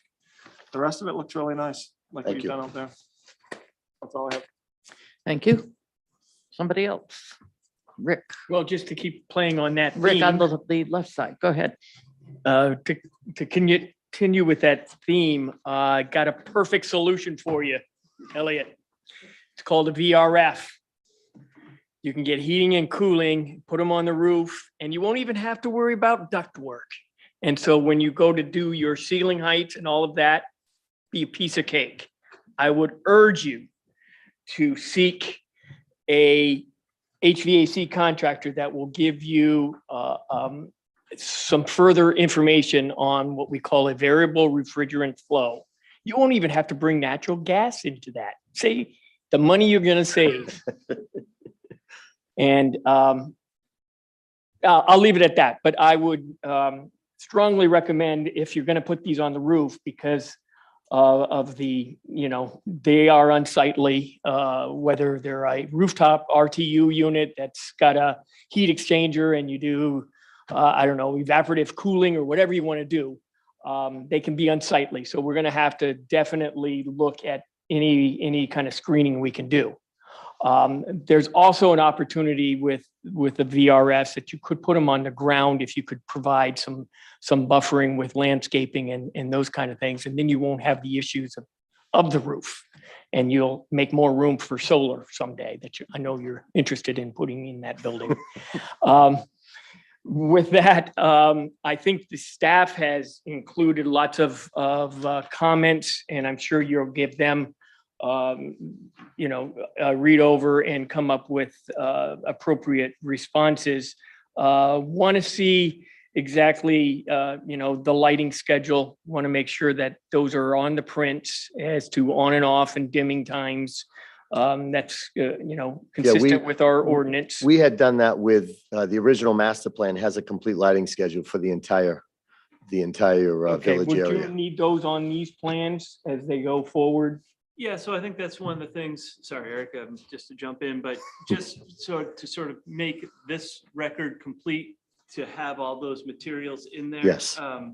So really, that's predominantly what a lot of our comments were around, was just ensuring. Yeah, we- Just to bring what you have in the master plan into this so that. And we did. We had a conversation with Yeah. Eric and Angela the other day and got some clarity on, I got some clarity on, what they were looking for and understanding what was missing Yeah. and yes, so a lot of it is just providing the information that's already been done. That's already been done, just to make it one package and, just make sure that you're using the same color temperature on your lighting so that it blends into the community that you're establishing in Yes. that area. I think this is pretty much cookie cutter kind of project, and you just need to bring it all into one complete. Right, we're project. really at the point where we're now just filling in the Filling in the physical holes. buildings. The infrastructure is all in, as Sean says, so now Yeah. it's just filling in the buildings. Yeah, I think there was a comment about a transformer where have to be moving that transformer. No, that exists now. There was one in the beginning of the village when we built the restaurant. The very first transformer we sat had to be moved per CMP. And so that has Okay. come up a few times, but all the transformers now physically in place and exist. So this is literally the pad site itself. Perfect. That's all I have, Madam Chair. Thank you for bringing it. Well, Thank you. Anybody else to comment? I'm looking to see if their hands are up online. Yes, I see a hand. Jen. I just have a question about, well, I know that this site is fairly flat, but I'm curious on future submissions if you could add perhaps a little bit more grading information on your grading plan, just so that we can check out drainage for sidewalks, walkways, the grassed areas, ADA compliance, things like that. And then I have a question on the utility plan. It looks like you're showing 4 separate 1-inch water services, but on the architectural layout, it looks like half or maybe a little bit more than half of the building's already devoted to the physical therapy use that you mentioned earlier. And so I was just wondering if,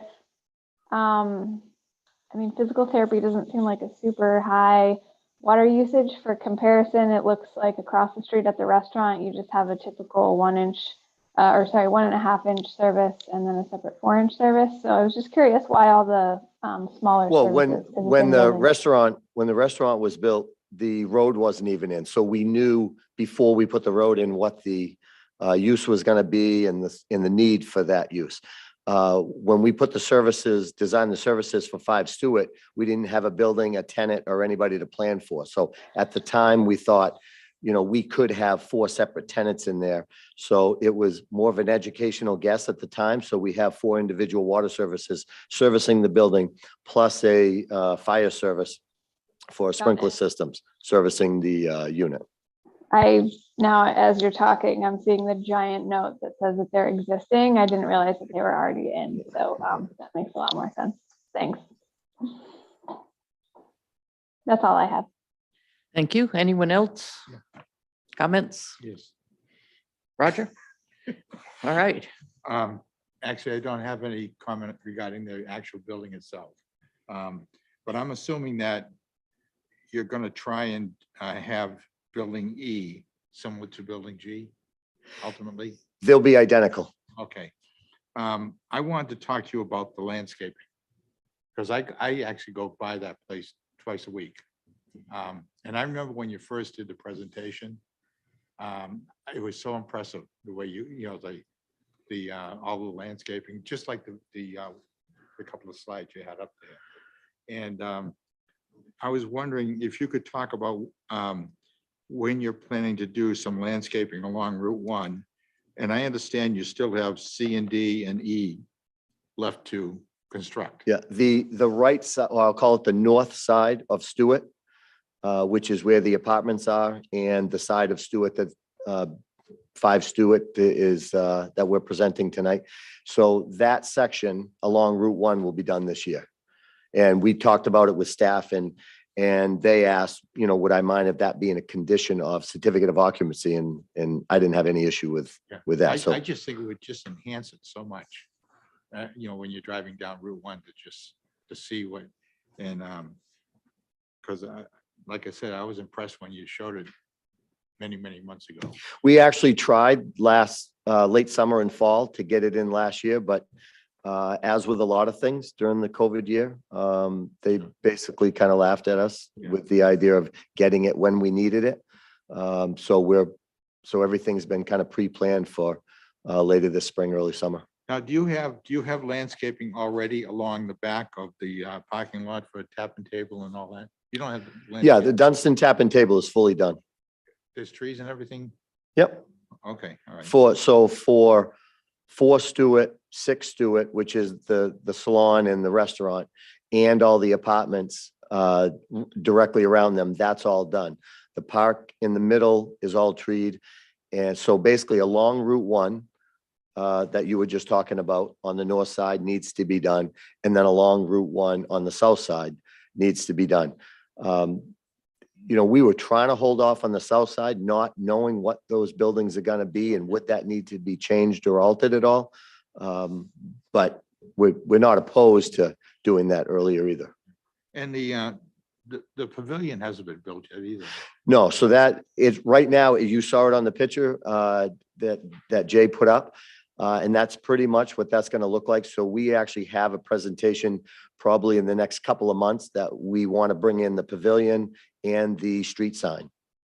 Okay. We were trying to get through DOT, and now that we have a pretty good handle on what those offsite improvements are going to look like and any changes to within the project, we just want to make sure we didn't do anything or propose something that we knew we had to go back on. So now that that's pretty much in hand, we can now bring in the street sign in the pavilion for approval. Okay, good. That's all I know. Thank you. Speaking of landscape, I am looking at the landscaping plan and the date on this, the overall landscape plan is September 2nd, 2016. So my question is, did you follow through exactly with this? Or have there been some changes since then? And can we see basically an up-to-date landscape plan? Because I also noticed that in back of Building G, there's a bituminous walkway that doesn't appear on the 2016 plans for landscaping. So in other words, what are you going to do around there? And this is one of those other details that there may have been some changes over the years, not much, but please bring this plan up to today, if you would. And the other suggestion I have, you talked about the front of 5 Stuart as being kind of a patio. I think benches there would be in order if you would. That would allow some folks just to sit there. It seems to be wide enough to allow for some seating there. We do, with that one issue, we do still have some work to do because of grade on the road and obviously the building being completely level. So there's a little bit of work there that sidewalk that area. The total width of it is not going to change, but it may get broken into 2 sections, but absolutely, I fully agree with the benches. All right, very good. And one of the other things that I think you need to bring to us as well is the building materials and colors. Again, this is part of what you've presented before in terms of what the building's going to look like. But in terms of getting a complete plan in front of us, the description of the colors and the building materials, if you Yes. can bring that with you. And I think that is all I have.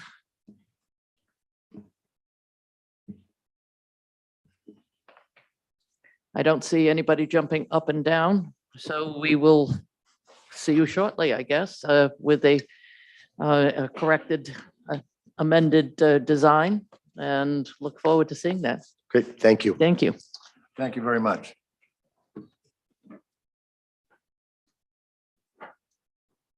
Item number 11, staff reports. So a couple of updates for you guys. One thing we wanted to ask is whether the board would like us to start the process of organizing the boardsmanship workshop with the town attorney. And whether we should be reaching out to him to maybe get some dates now that we're all back in person and able to meet at town hall here. I certainly would like that. Yeah. Okay. Yeah. Okay. All right, that was easy. Please do. So we will be in touch on that. In terms of certificate of occupancies and inspections, we've issued COs for Rosemont and Harbor Fish, which is at an old public safety building. At least I know for Rosemont, they're still doing some internal work, so they're not opening immediately, but we've done everything on our end. Let's see, I did an inspection at the Downs last week on Innovation Way for Incube and Crown, and I've been following up with the developer on that. So hopefully we will be getting them a CO pretty soon here and getting them into an escrow agreement. The last thing I want to remind you of is we got the revised subdivision plan for Beacon at Gateway. Since they, as part of that site plan, they had to actually amend the subdivision plan to specify that this wouldn't be used as a commercial site. So I have that. Please try to remember to sign it on your way out. And I think Angela had a workshop she wanted to update you on as well. Yep. Tomorrow night is the Climate Change and Resiliency public meeting. It's at 6 o'clock. It is a fully Zoom meeting. And that is basically a review of our vulnerable critical infrastructure in town, because we're looking at getting a community action grant. And so this is a public meeting to hear comments related to our community resilient self-evaluation that we have done. So we're looking to put in an application in March, which is very quickly. So that's where we're trying to get in as much public comment as we can in the short amount of time we have. I know Sustainability Committee has been aware and part of this, as well as Conservation Commission, kind of driving this. So I know we'll have at least those guys there, and Transportation Committee was also made aware of it. So I just wanted to make sure you folks are. And I think Eric can send the link, but we can always resend it. We slotted an hour and a half, but 3 or 4 hours at least. it depends on how much you talk. I was gonna say it depends on how many comments you have, Roger. Could go.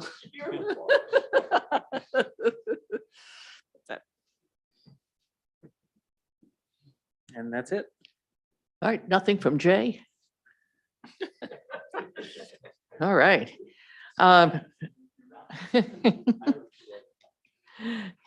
Administrative amendment report. We have none.